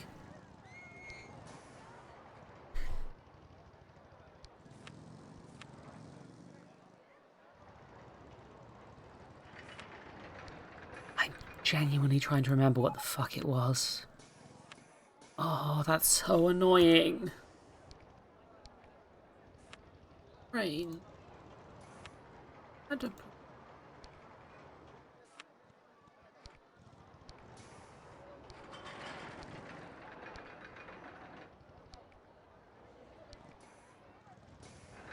I mean, yeah, Friends was already pretty bad. But... always, at least aged badly. At the time, being that it was kind of a very centrist show, very uncontroversial show, as a result, it did the humour of the time, including the homophobia and transphobia. And racism, probably. I don't remember any racist examples. I know for a fact it had homophobia and transphobia. I cannot 100% say there was racism, other than the, you know, obvious issue of why the fuck are there just no... why is everyone white? This is New York. But... racism by omission, definitely, but... as a result, I think a lot less racism by explicit. Good for you. You were so racist, you made the show less racist in the long term.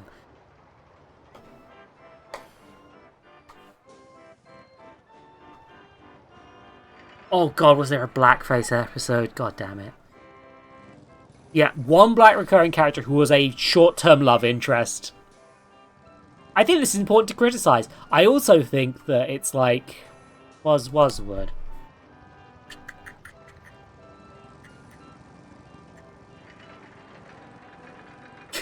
Gunther was straight? I don't believe this.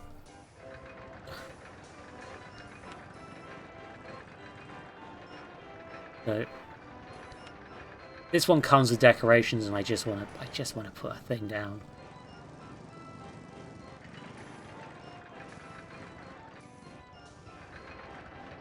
Hold on. Shit, I need to move the land again.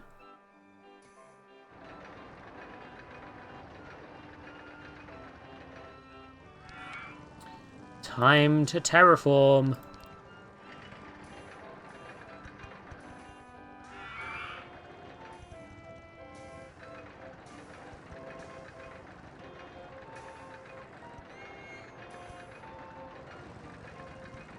But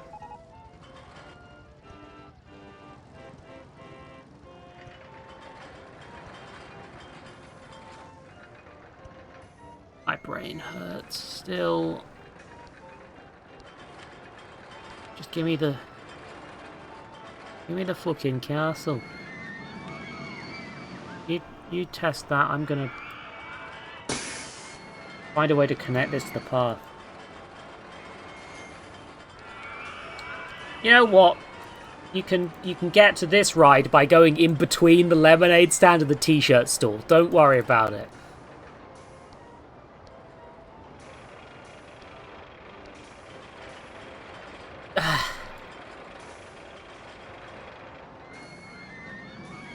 But, like,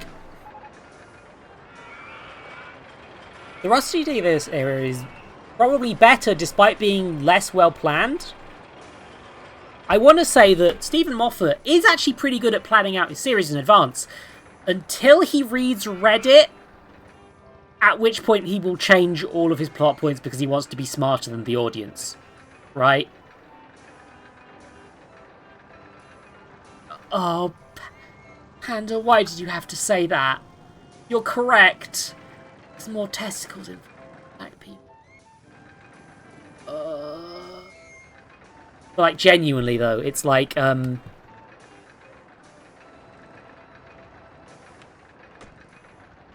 on a second. Can I buy land?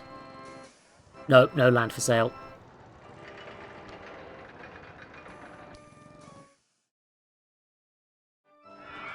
But yeah, Rusty Davis, planned enough stuff, but clearly didn't have such a strict plan that he couldn't shove in a regeneration at the last fucking second. Meanwhile, I think the most comparable thing with Stephen Moffat is Series 5 was originally written, the first Matt Smith season was written with David Tennant in mind, right? Like, we know this has been a thing that's been mentioned on record, that was originally going to be like a David Tennant season, until David Tennant was like, no, just doing the specials. So, we know that is what happens when Stephen Moffat changes his scripts around, because they've been changed. Makes Tennant's Don-Guy make more sense. Yeah, basically.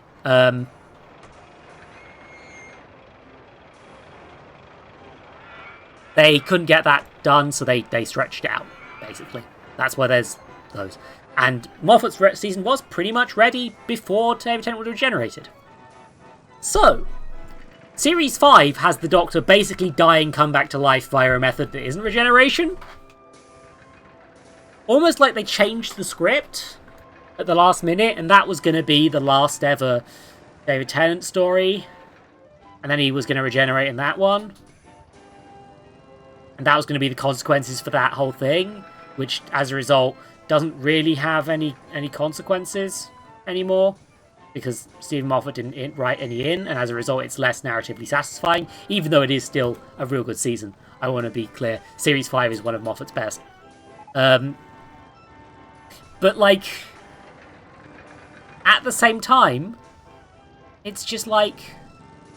And I think the one that got the episodes that got edited the most are probably the first one and the last one, right? Like, the introduction of Matt Smith, they clearly had to twiddle some things around to be like, this is the new Doctor, this is how this is being set up, right? Throwing in a costume change in the hospital, almost like it's an afterthought, honestly is kind of cool. It kind of worked. That is a thing where it's like, that was bad. That was probably added in a rush, but it also works really well, so I don't care, right? Meanwhile, What? I'm gonna eat another bean because I need the sugar. I'm picking the colour. It's the cola one.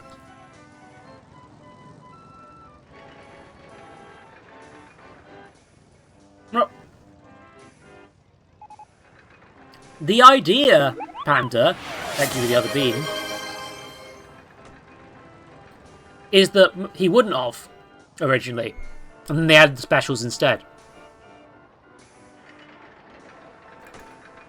I don't know when that changed because I'm not privy to that information, but that's why there are just 4 specials at the end of David Tennant's run. And why, like, it's also why 2 out of 3 of those, like, 3 out of 4 of those specials are pretty good. Like, the next Doctor is pretty... The problem with the next Doctor is that it relies entirely on the twist of there is going to be a new Doctor. And once you know that the character in that is not the next Doctor because you know that it's Matt Smith, a whole chunk of the tension is just gone, right? The core mystery of that episode is not satisfying enough to last knowing that it is not the more interesting solution.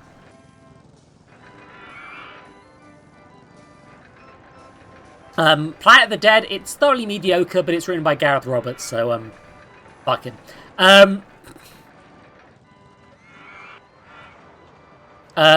Waters of Mars actually really fucking slaps. I think by that point they'd had enough time to actually write a good story before filming it. And then End of Time Part 1 and Part 2 are messy, but I think most people like those, right? I think those are... Look, they simultaneously contain some really good lines, some bad implications about what regeneration entails for a Time Lord, and also the Master become a glowing lightning skeleton that flies around yelling, "Dinner time!" Was it especially when the thing happened to Santa? There's a Capaldi one where Nick Frost plays Santa.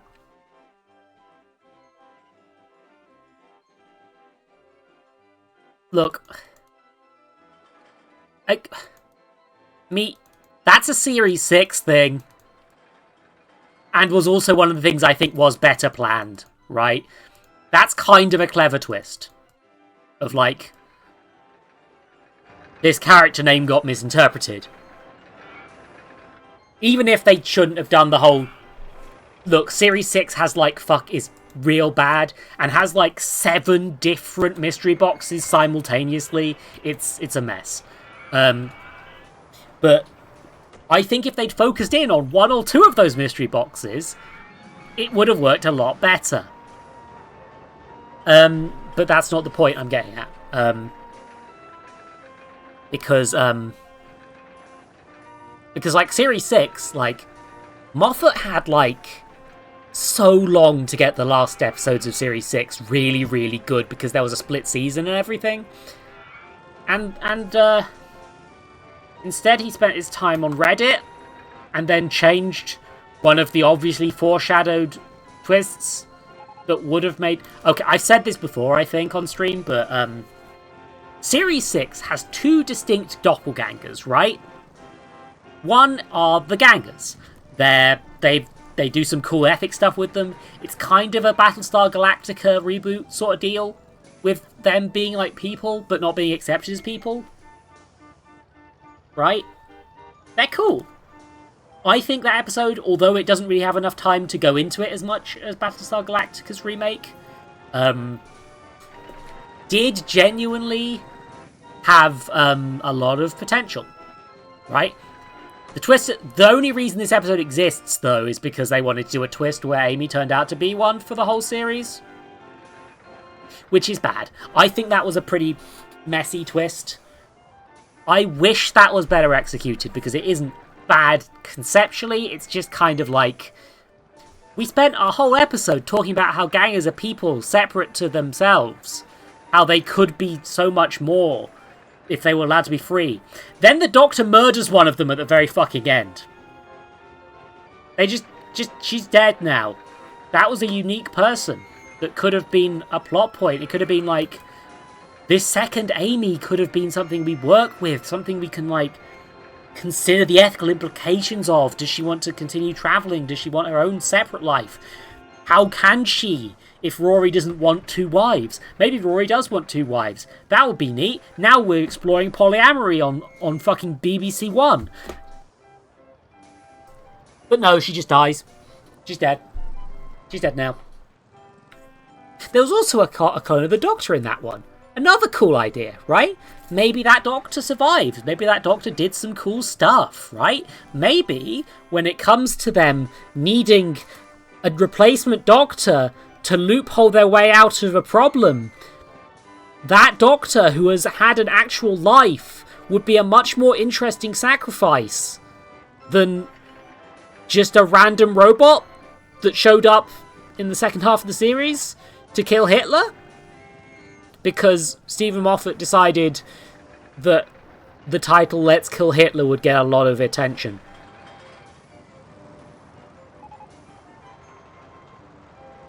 Yeah, Hitler killing robot was obviously the narratively satisfying answer to this question, right? Not the one where you could have set it up. Not the one where you could have been like, wow, a load of stuff happens. Hell, what if the fucking Gaga Doctor was the one that was actually going around for a while, right?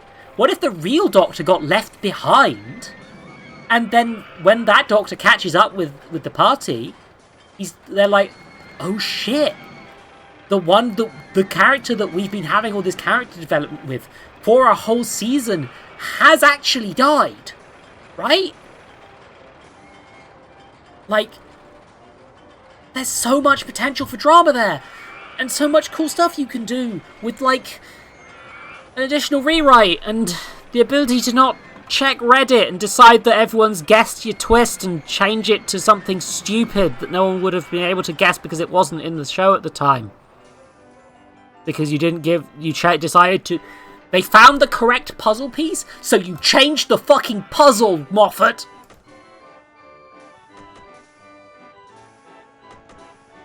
I forgot why I was rambling about this.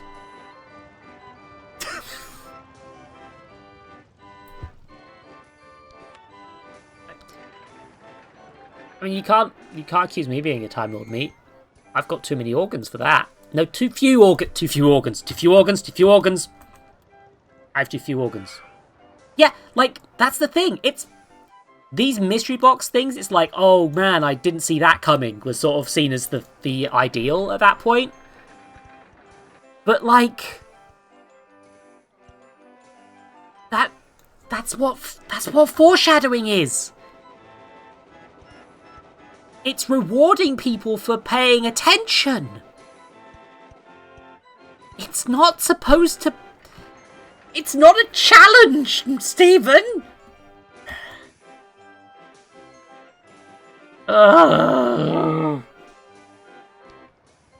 What if the Doctor died of Texas distortion? You know what, that's probably what happened to 4. He fell off a building. So, like... But then we see in the end of time that David Tennant can fall off a building without much problem. So, like, either he gained an immunity to falling off buildings, or something else killed 4. And you know what? Testicular torsion. We've discovered it. The whole time, the Watcher was there to unscrew the Doctor's testicles.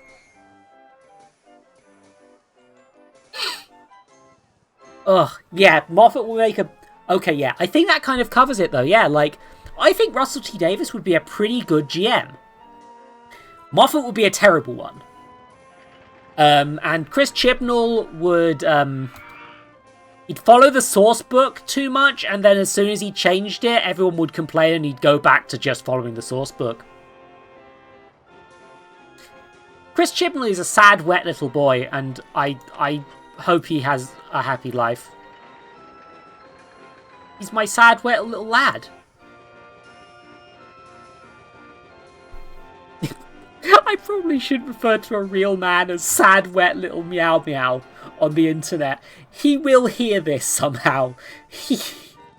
But I'm just like, I think that sums up for me. That's why the excessive criticism of the Chibnall era got to me, because it's like,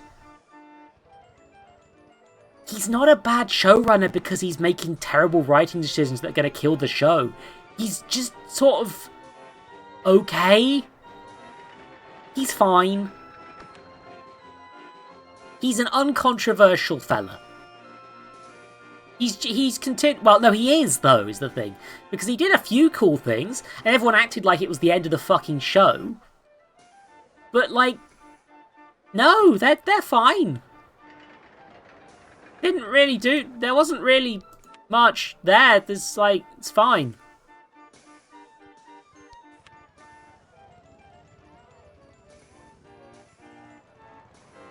Why do people... Sorry, I'm being mad about Doctor Who again, aren't I?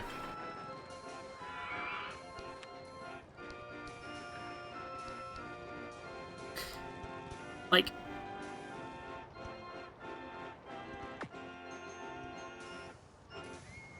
It is just like...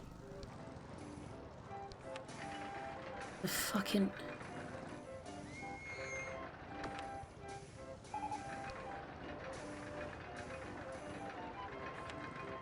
There's this whole fucking... People wanted to be mad about Chris Chibnall's era. I say people... When I say people, I mean... I do specifically mean, like, Chuts, to be clear, right? Like... I know that some people, like, genuinely didn't like that stuff, and that's fine. You're allowed to not like things if you're not being a raging prick about it, like... Okay, to be fair, there's at least a few people who really fucking annoyed me with their Doctor Who opinions that were genuinely held during that period. But, like... but it's like, people just decided to get mad. Tops 4 episodes. Good. But this is half of what being a Doctor Who fan is being mad at it. I just like to make it very clear when I do this that I want to be, like, professional about it. I want to, like... Is professional even the right word?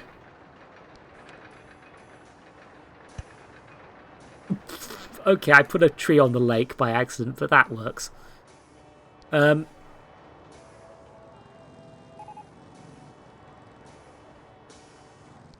like, yeah, it's like... There's so much... Blink, Planet Dead, and Matt Smith one. Depending on the Matt Smith one, that's probably an okay grab bag, actually. Oh, God, no, Panda. He's not even British. Panda, we can't get Scott Cawthon to write that. That's... Oh, God. Yeah, like... You know what, I'm going to start an actual Doctor Who podcast to spite you at some point. I'm going to. I'm going to fucking do it.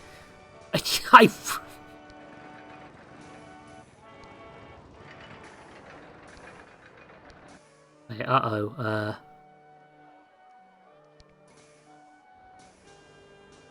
I've realised a problem I've made. What the fresh hell? Oh yeah, no, people kept talking about Doctor Who. They'll never be free. Rollercoaster Tycoon 2.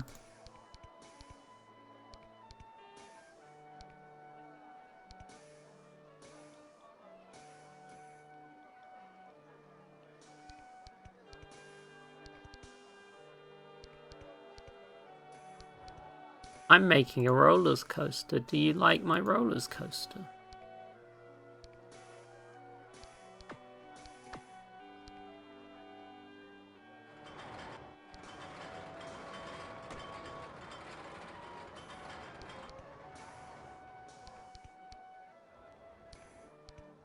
There, I did it. Yeah, that's about the correct response, but George...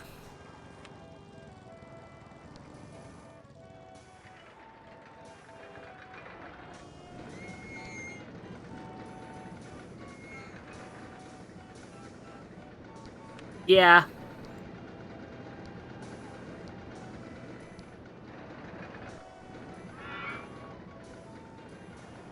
I'm doing it. I've made the theme park.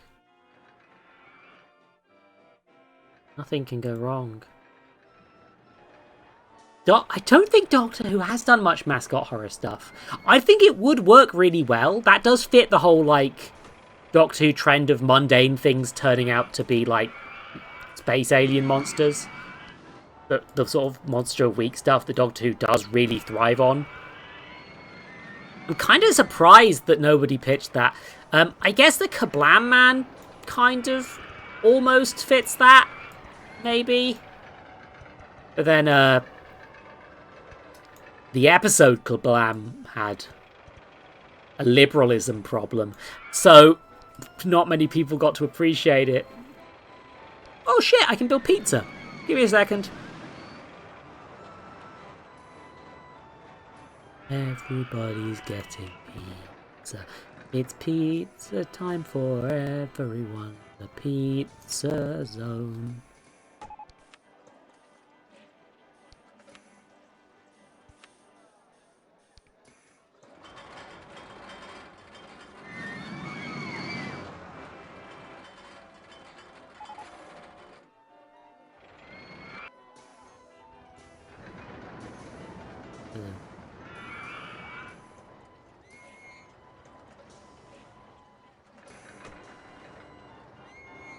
Pizza zone.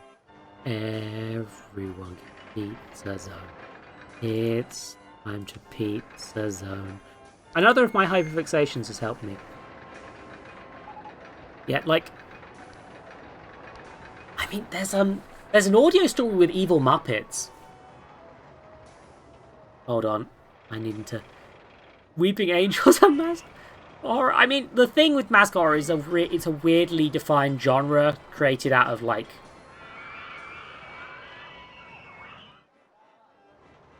blam. Yeah. Oh. Tortured reboot. Oh god. I mean, the toy maker has just come back with a severe power boost. And as a result, okay, I say severe power boost, I mean, like, compared to the audio stuff more than I do to how he was in the 60s. But at the same time, the toy maker is the tiny protrusion of an elder god into this universe. He is beyond what Earth can do. There's a lot of, like, there's a lot of Doctor Who characters who could arguably be called mascot horror already, right?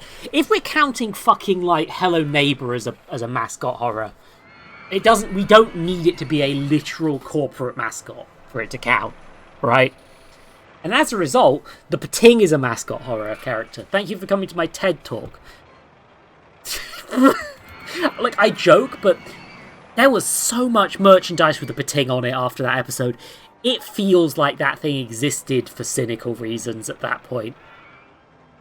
Like, and the Dalek is kind of a mascot too, yeah, like, it's not that it's like, I mean, the mascot horror genre is weird and vague and, like, not really that well defined as a subgenre. Frogu? No, that's a different mascot horror. Frodo, Baby Yoda is a fucking mascot horror character. Jesus Christ. You know,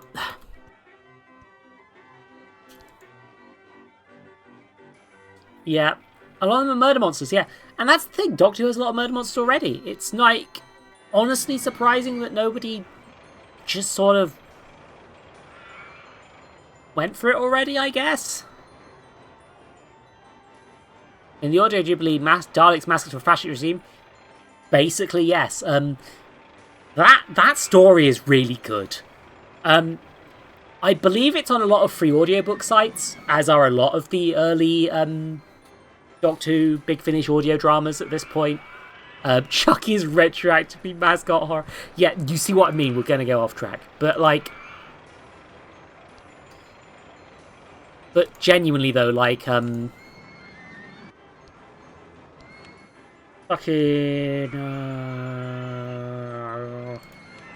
sorry, my brain.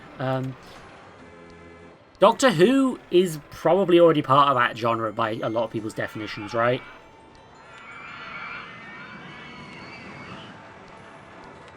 So, it kind of doesn't need to pander more to that. When does stream everyone track? Oh, all the time!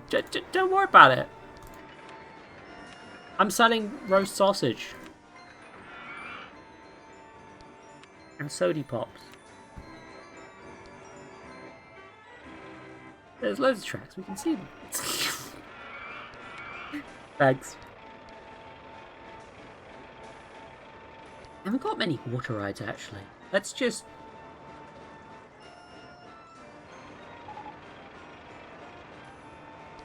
Can I get one in here somewhere? I guess the problem of the Rapids rides now is that I built a fucking submarine in the way.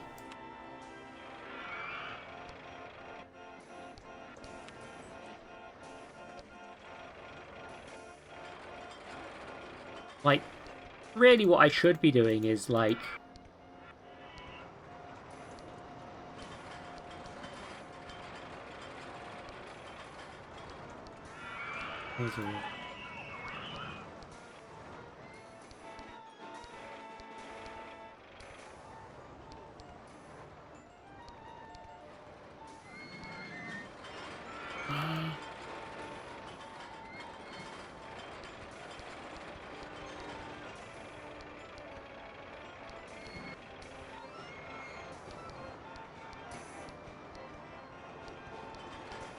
You know, let's just fucking go for it.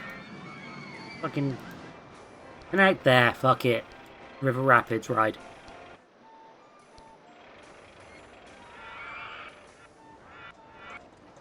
I Jesus Christ, George. That's horrifying. Oh God. Been unpersoned. Jesus Christ. Oh God, I'm bad at making theme parks, Hoodsley. Also, I think this stream's gonna run out of time, possibly before I finish this park if I'm not careful.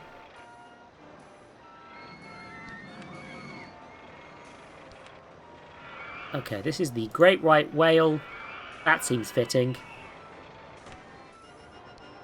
Get testing.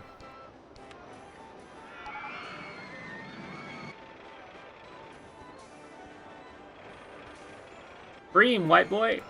Oh, God damn it. I instantly regret saying that. God damn it. Okay, okay. So, I think that's working. How's my guest cap looking? Not enough. I guess I need to shove in a wild mouse coaster, don't I? These things are compact. I can probably stick it like right here and no one cares. Yeah!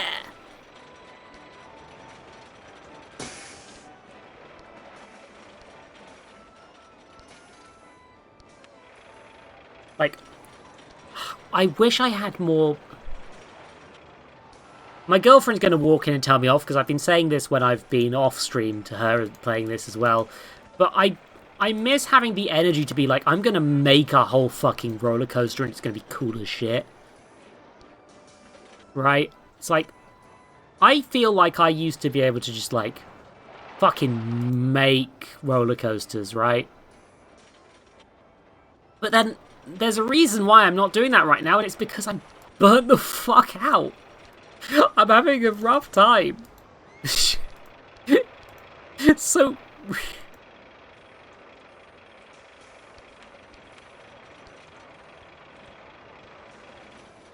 There have to be more bins for people to throw up in. God damn it. The quotes are coming all day. I mean, I genuinely am considering, like... I'd like to do more streams. I'd like to do like reaction content to some degree, but I don't know how to make that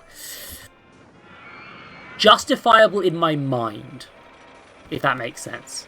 Like, I don't want to just be... I don't want to just make noise. I don't want to just... I don't want to be fucking Sniper Wolf, where it's just like pretending to laugh at a thing enough that you can steal everyone else's fucking TikToks, you know? Like, I want to make good content. I want,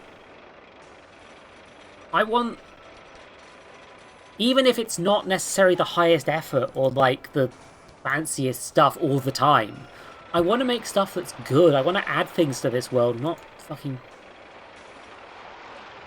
just plagiarize shit, you know? I want the world to be better for my presence in it.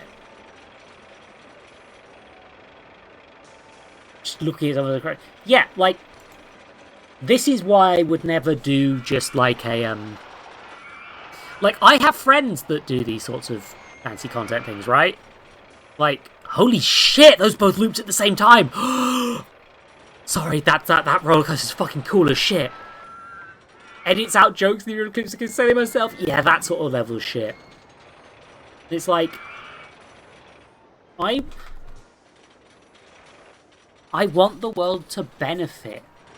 I want things to be better, not worse. Right? God, that is still really fucking cool, though. That's a cool roller coaster design. God, that must be a fucking nightmare to line up those fucking loops to go through each other. God damn, credit to the person who made that shit. Fucking rad. But, like... I hope people get me.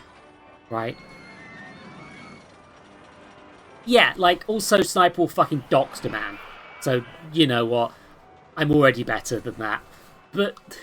me! No! Look, that's the thing, right? I think that Doctor Who adds something good to the world by existing, usually. Not always. I've watched Kablam, but... God damn, I'm still bitter about Kablam. A perfectly good episode that decides at the end to make the twist, no, it's the workers who are bad.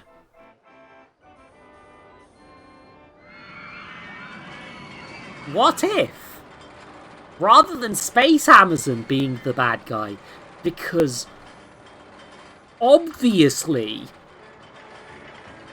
it was just one dude, and Space Amazon's robots were actually the good guys, and also maybe sapient, but we're gonna keep abusing them, because otherwise Space Amazon won't run. But you don't worry, one person who manages one warehouse for Space Amazon has said that the problem's gonna be sorted. We're gonna fix all those labour violations, guys. It'll be fine. We'll never have a terrorist go on hate Space Amazon ever again. Problem solved.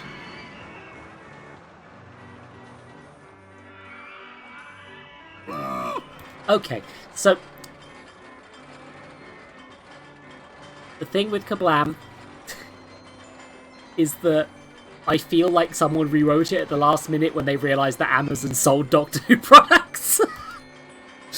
Like, it feels like it's going to be fine, and then they just go, well, we've solved it. You know what the problem with automation is? Not enough jobs for people. Not enough incredibly boring, mediocre jobs for Amazon workers exist in this world anymore.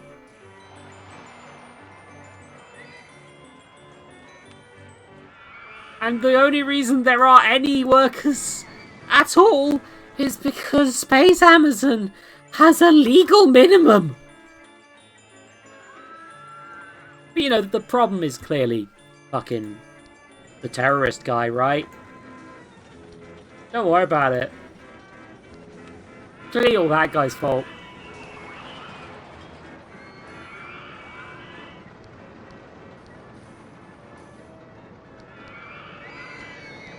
Yeah, no, that's kind of the thing, right? Like, get off the platform. Oh, god damn it, Bob. Okay. I almost killed you, so you get the name Bob.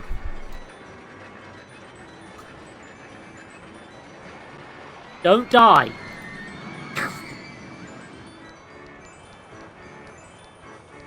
It's so... I mean... a diversity win. Space Jeffrey Bezos is a lady.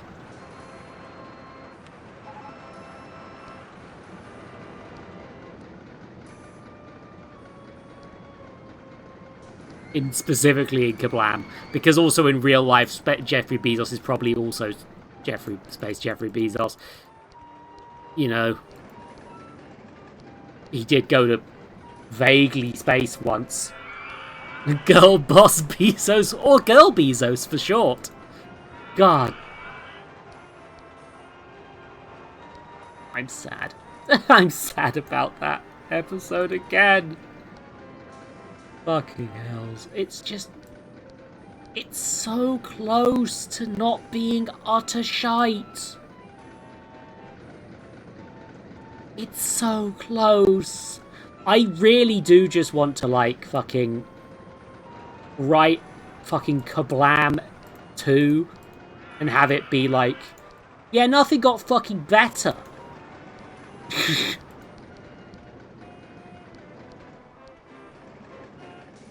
And also the robots want rights now. And you know what? That'd be a much better Doctor Who story.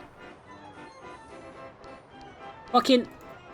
one of the most iconic Doctor Who robot-based stories is about robots breaking their fucking programming. And becoming more interesting as a result.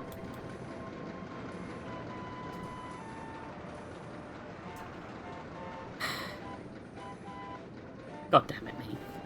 That's a quote and a half. Yeah, this is a thing. The reason Russell T Davies is better than most Doctor Who writers is also because he's not a fucking coward. Like, warts and all, fucking, the guy will just do shit. Torchwood Series 1 would not have happened under Moffat. Torchwood Series 2 wouldn't have happened under Moffat, especially because of how Torchwood Series 1 did. But... but, like... he can do thing. Fucking... people have been complaining about the new episodes being too woke, and it's like... yeah, they're saying something. Doctor Who's always been saying that's how media fucking works, buddy. Remember when Satan emerged from his hindbreadth? I don't know what the subtext of that one was. Yeah, obviously woke is a bullshit word nowadays, used by people who just don't want to keep saying SJW as much. But like,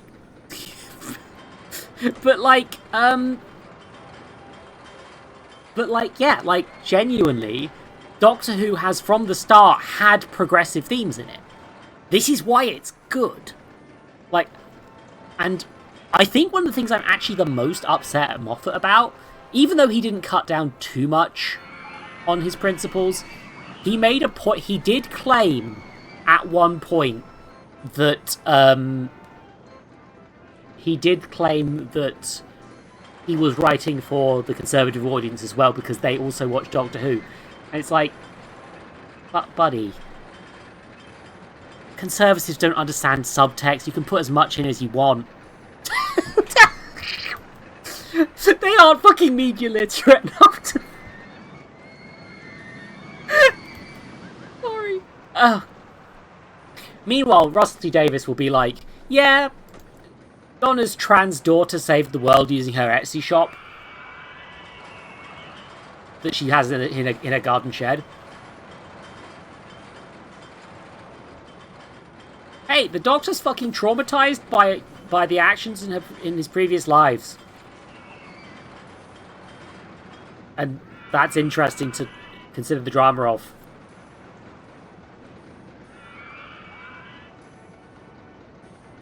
Yeah. but also there's the oh yeah, the latest episode had an openly racist villain that tried to manipulate people via social media.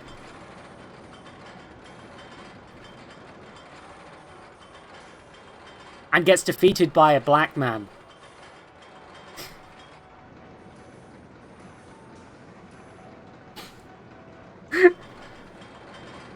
Oh. Like, I'm maybe stretching that last one a little bit, but like...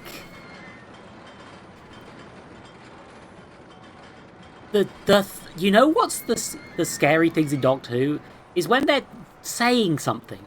Like, even if that thing is, hey, we sure are scared of statues, right? They're saying something.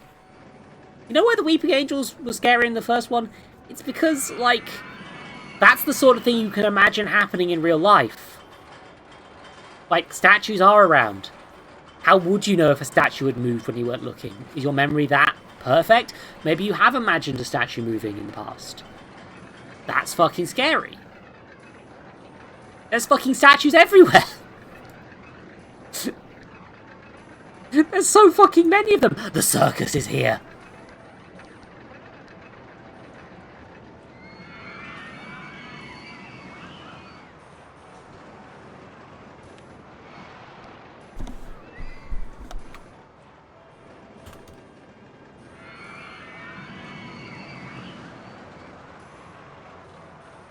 Motherfucking circus.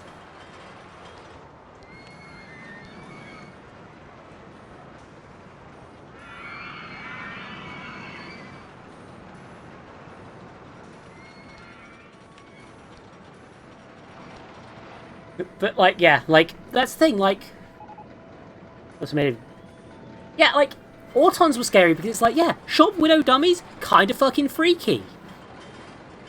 They killed a god, no one discussed salvage rights. I mean, they didn't discuss salvage rights on camera, Arya. It's like, yeah, like... That is a thing I thought the Chibnall era was going for early on. It's pretty clear that it wasn't the end, but there was a lot of episodes that were just kind of somewhat unresolved, somewhat left with loose ends, right?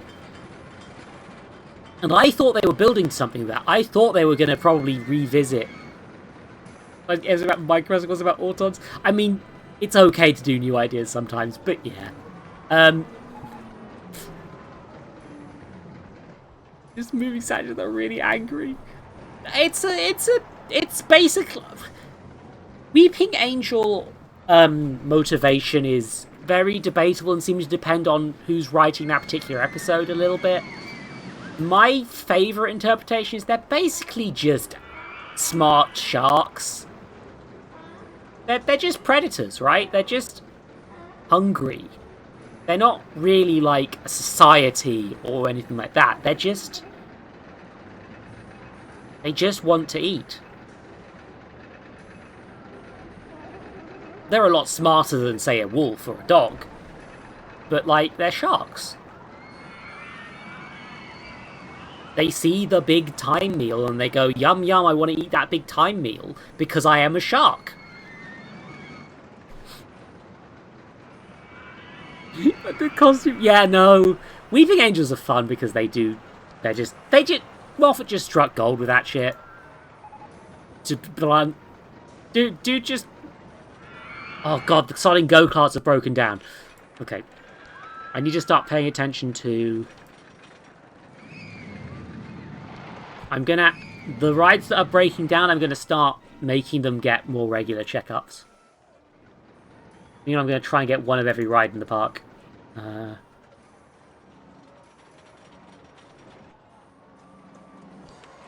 think this thing's ludicrous. Get it in.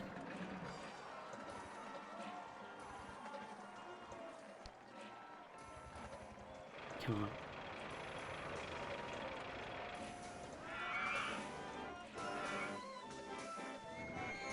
I wish I had the energy to make, like, proper fucking rides, genuinely, but I don't, so...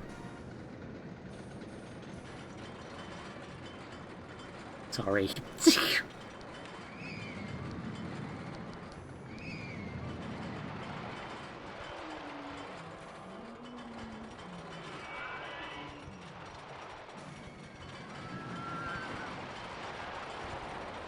Let's just land around here a little bit.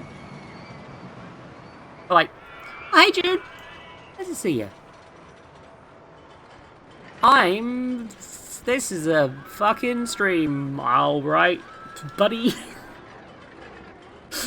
God damn, okay. That's not the... Oh no, softcore pornography's broken down. Shit. Oh god, it needs really constant checking. Check that softcore porn every 10 minutes, janitor. Every 20 minutes for the hardcore.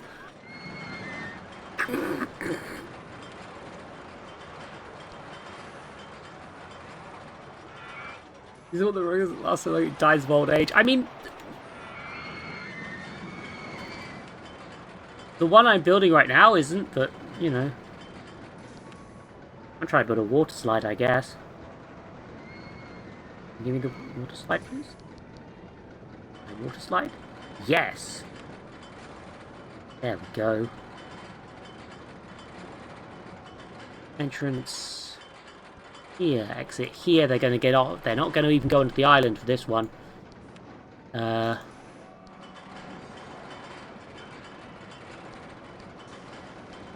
not really doing anything fancy with the roller coasters right now. I just need a break, so I'm just playing Rollercoaster Tycoon scenario. And I was expecting it to be like multiple scenarios, but no, I've won. Those subs might take me a long time. They might actually.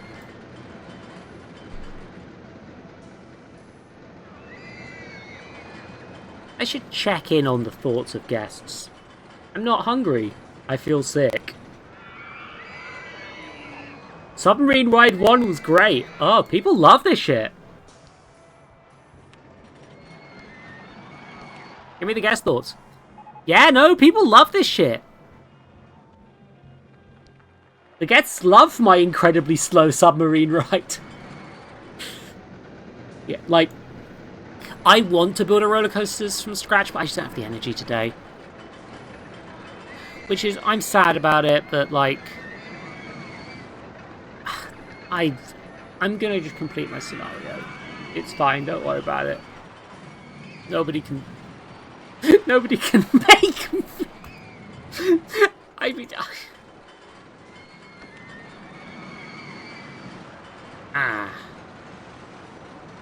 okay, so I can't seem to fit boats. I'm not gonna try. There you go.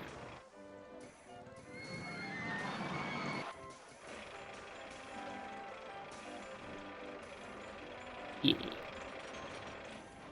I just gotta do some...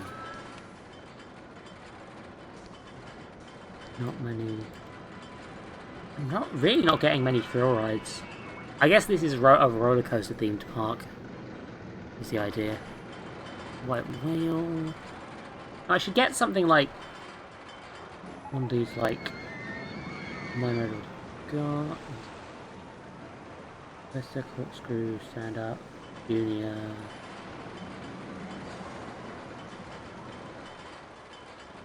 Wait, I have a mine ride and a mine train coaster.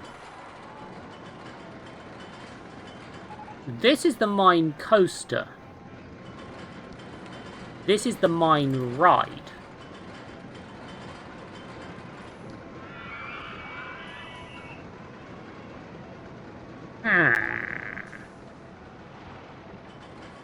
Let's see which one's more popular. Shall we?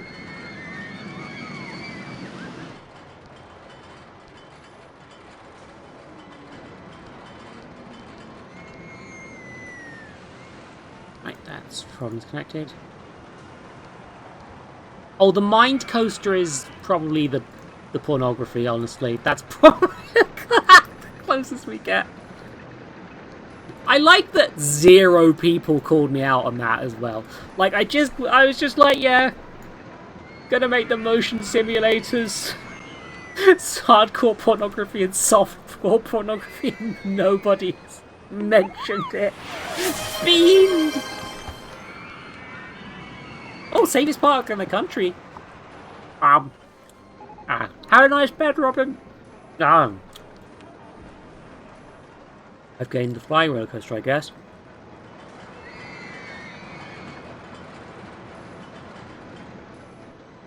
I like the mine coaster is right next to the mine train coaster.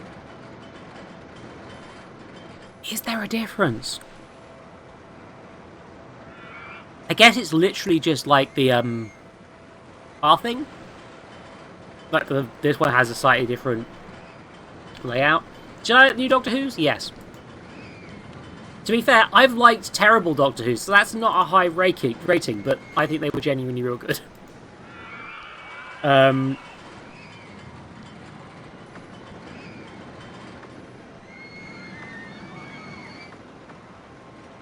Like,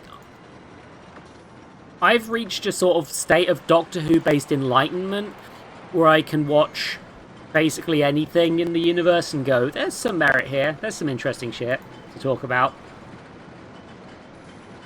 So, was the worst Doctor Who? I think it might be Kill the Moon. What about the show with the robot dog?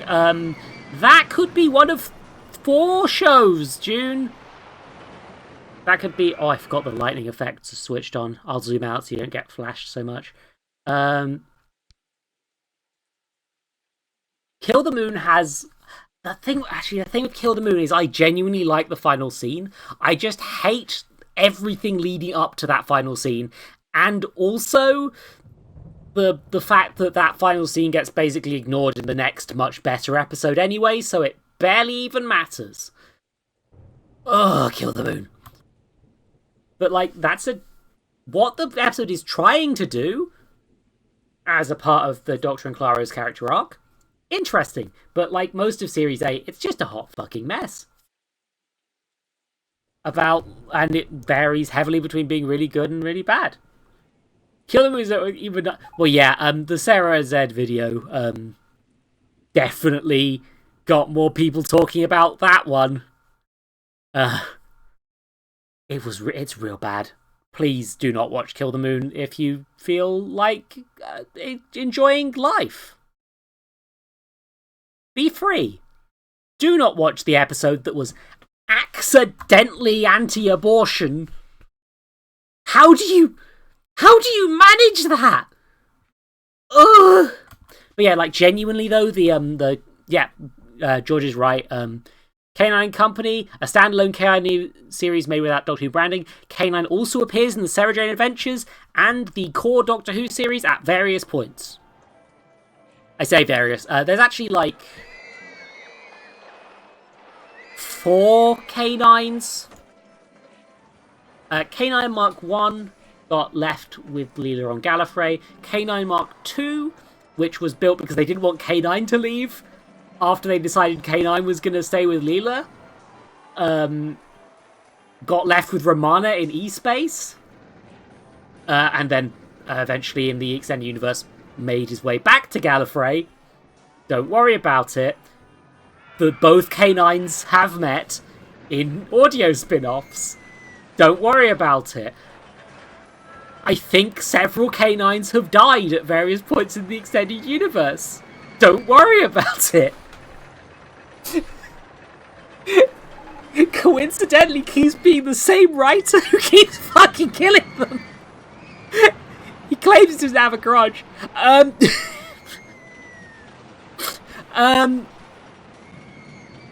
But like, so K9 Mark 3 was the one from the K9 and Company spin-off series. This K9 was gifted to Sarah Jane by the Doctor. If that series had gotten past the pilot, they would have actually revealed that that canine was actually given to her by the master as a trick. But they never got to that point, so they just decided that, no, it's just, the Doctor just gave his best friend a robot dog, don't worry about it.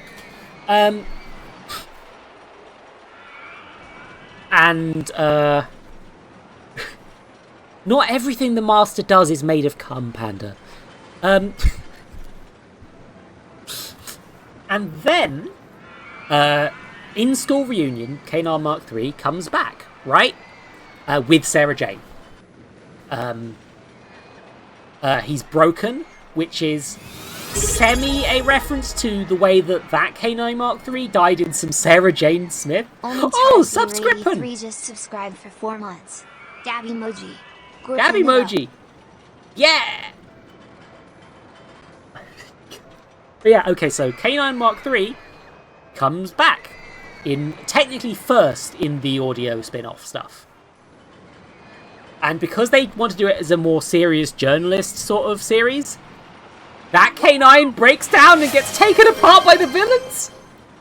By the same writer who ended up killing one of the other K9! God damn it. Oh, another bean. Oh god, it's blue. Anyway, so although it's kind of only semi-canon, when K9 comes back in School Reunion, he is initially broken, which fits up with that timeline. And when he's fixed, he gets fixed by the Doctor in that one, briefly. That K9 then dies in that episode, and then the Doctor gives Sarah Jane another K9, who is K9 Mark IV, who then, during the course of the Sarah Jane adventures, basically ends up trapped dealing with a black hole for most of the runtime due to licensing issues. But he's there. K9's technically in that series. And then we get to the other K9 series, which I have not really watched. K9, the Australian series, was made because K9 is a popular character, and technically the rights for K9 are in a kind of state of flux. Kind of in the same way that the Daleks always have to be credited to Terry Nation every time they show up, because of how the BBC dealt with rights stuff back in the day. K9, a character that wasn't intended to be a long-running character, technically belongs to the first writer who created him. As a result, they were able to get away with making their own Doctor Who spin-off unofficially in Australia with K9. The K9 prop, this is literally K9 Mark 1, somehow. It's not really explained how he got separated from Leela, because that would require them to acknowledge that Leela exists. Right? Or the Doctor exists. And they can't do that for rights reasons. So instead, K9 shows up in these kids' house and then immediately dies and regenerates into another sleeker K9 design so that they can do CGI for the rest of the show and not use the incredibly clunky K9 prop, which was so bad that, like, they started to have K9 get disabled during episodes they didn't have to deal with the prop. Back in the 70s and 80s. It's so funny that, like, the showrunners hated doing the K9 shit. They hated dealing with K9 to the point where they wrote him out. And then, at the end of the 80s, and then they immediately wrote a spin-off series with a different K9 to try and capitalize on. Fucking hell. Statistically speaking, K9 will probably die, yes. He'll get better. Yeah. Oh yeah, that's the Leisure Hive. At the beginning of the leisure hype, they are randomly on a beach. K9 runs into the sea chasing a ball and gets fucking fried, so they don't have to have K9 be in the rest of the fucking story.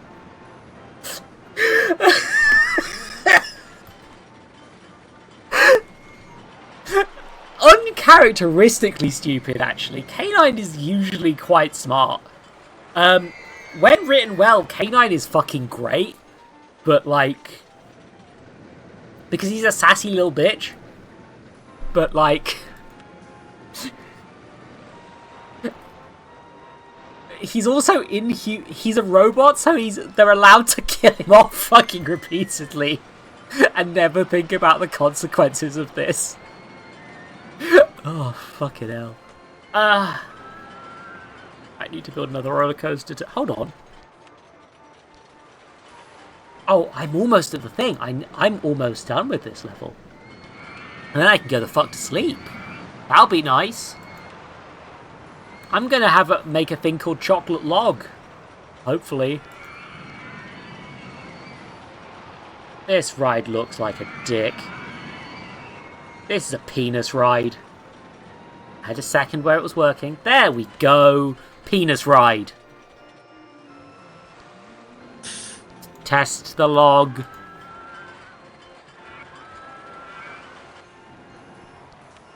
Now there is a small chance that this will get the children killed. So we should be careful to test it.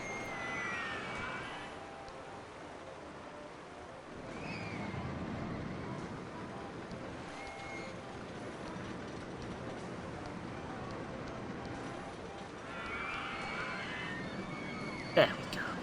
I've did it. Diddle-oo. I like when there is noises. This is the chocolate zone where chocolate rides happen, I guess.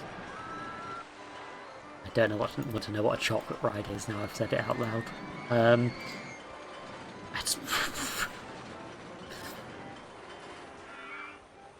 This ride.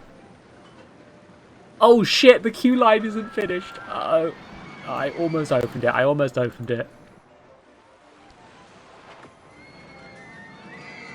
Oh no, how do I get this ride?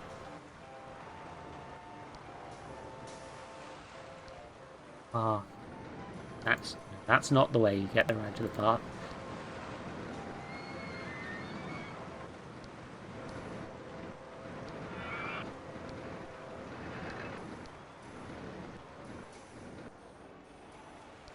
Up. 2, 3. I think that's a thought. I mentioned Alton Towers earlier because, like, you can build an Alton Towers in this, right? That was like an official thing, I think, they licensed at some point. I think, if I can't remember if it's Alton Towers or Chessington World of Adventure. But one of these, like, British-ass theme parks has, like, a Charlie and the Chocolate Factory, like, motion simulator ride.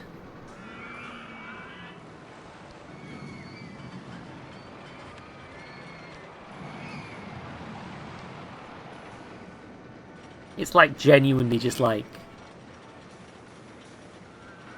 It's fine. It's a ride.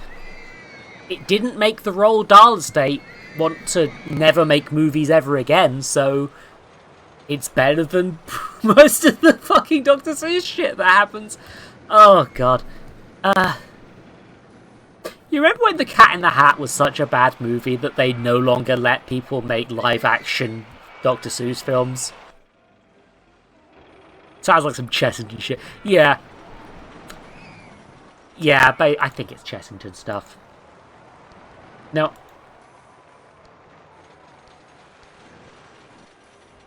oh shit, we got a hot dog. I gotta put the hot dog in. Hank won't forgive me otherwise.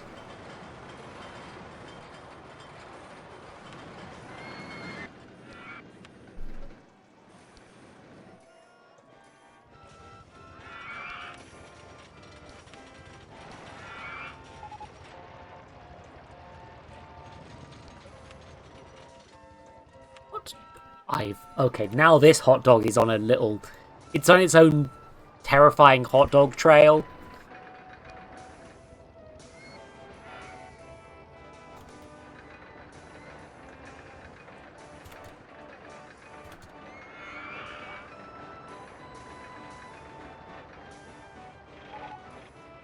Thanks, very normal hot dogs. We'll be keeping this on stream.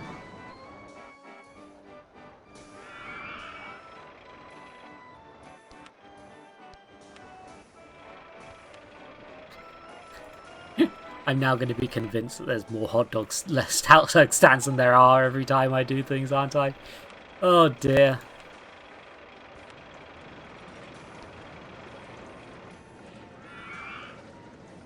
Oh, I should probably make a throw-up box.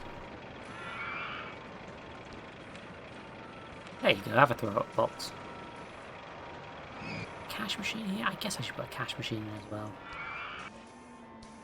Actually, I don't know if the guests actually have money in this universe. Let's click a random guest. Do you have a...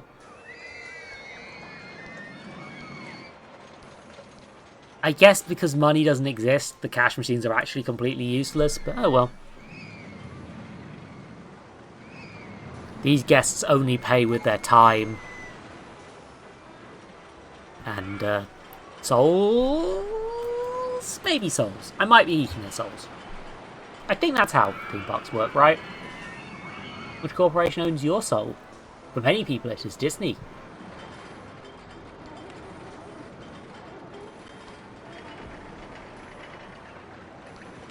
Perhaps another corporation owns yours. Oh, we are at 99% of the soft cap. God damn. I could... You know what? I'm going to build a I don't even need to build a proper ride. I can just build... I can build just a flat ride and probably win. Because it seems like the soft cap is really much just what's happening with these guys.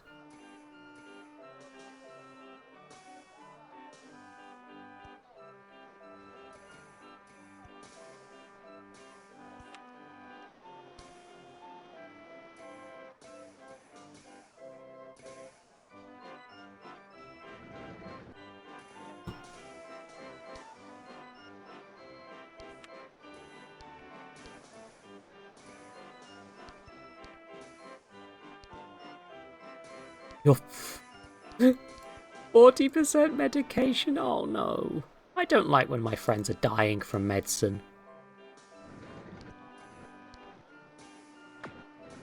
Oh, there's trees in the way of my fucking eyeballs. Did I just make my pornography block the entire road? Yes, I did. Let's fix that. There we go. I've saved a day.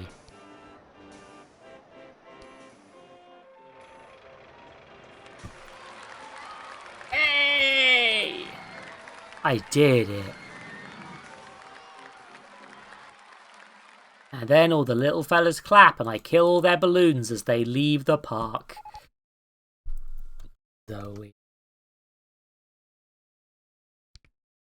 Then what I do is I go into the fucking save game as, open the system browser file, and just drag this into another file to not confuse myself as much. I mean, every day in this park is free balloon day because, like, everything's fucking free in this park. Yeah, look at all these balloons. You get red and yellow and brown and yellow and orange and blue and yellow and pink and pink and pink and purple and red and blue and boink and blue and red and crimson and yellow. I'm glad littering doesn't exist in Rollercoaster. The environment doesn't exist in Rollercoaster Tycoon, because if it did, this would be an environmental disaster of monstrous proportions. I mean, it still is. It's just going to be that they're going to go into bins. You know. Oh no, drop your phone, the lake is broken down. Okay. Okay, right, we're done. I did it. I did a stream. I like when video games. I like video game. Fun podcast. I fucking hope it was. My throat is killing me now. You got X-Navy SEAL with a sniper gun. I mean, I want to live in a world where you can deal with that. Okay, so just going through my options. And Random Universe. You know what? Random Universe was being nice earlier in the stream. Let's drop in.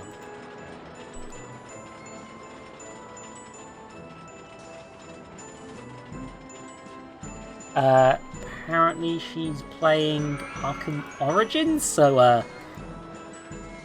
sorry. Oh god, I never changed the ball pit. Whoopsie. That was a misclick. Ball pit!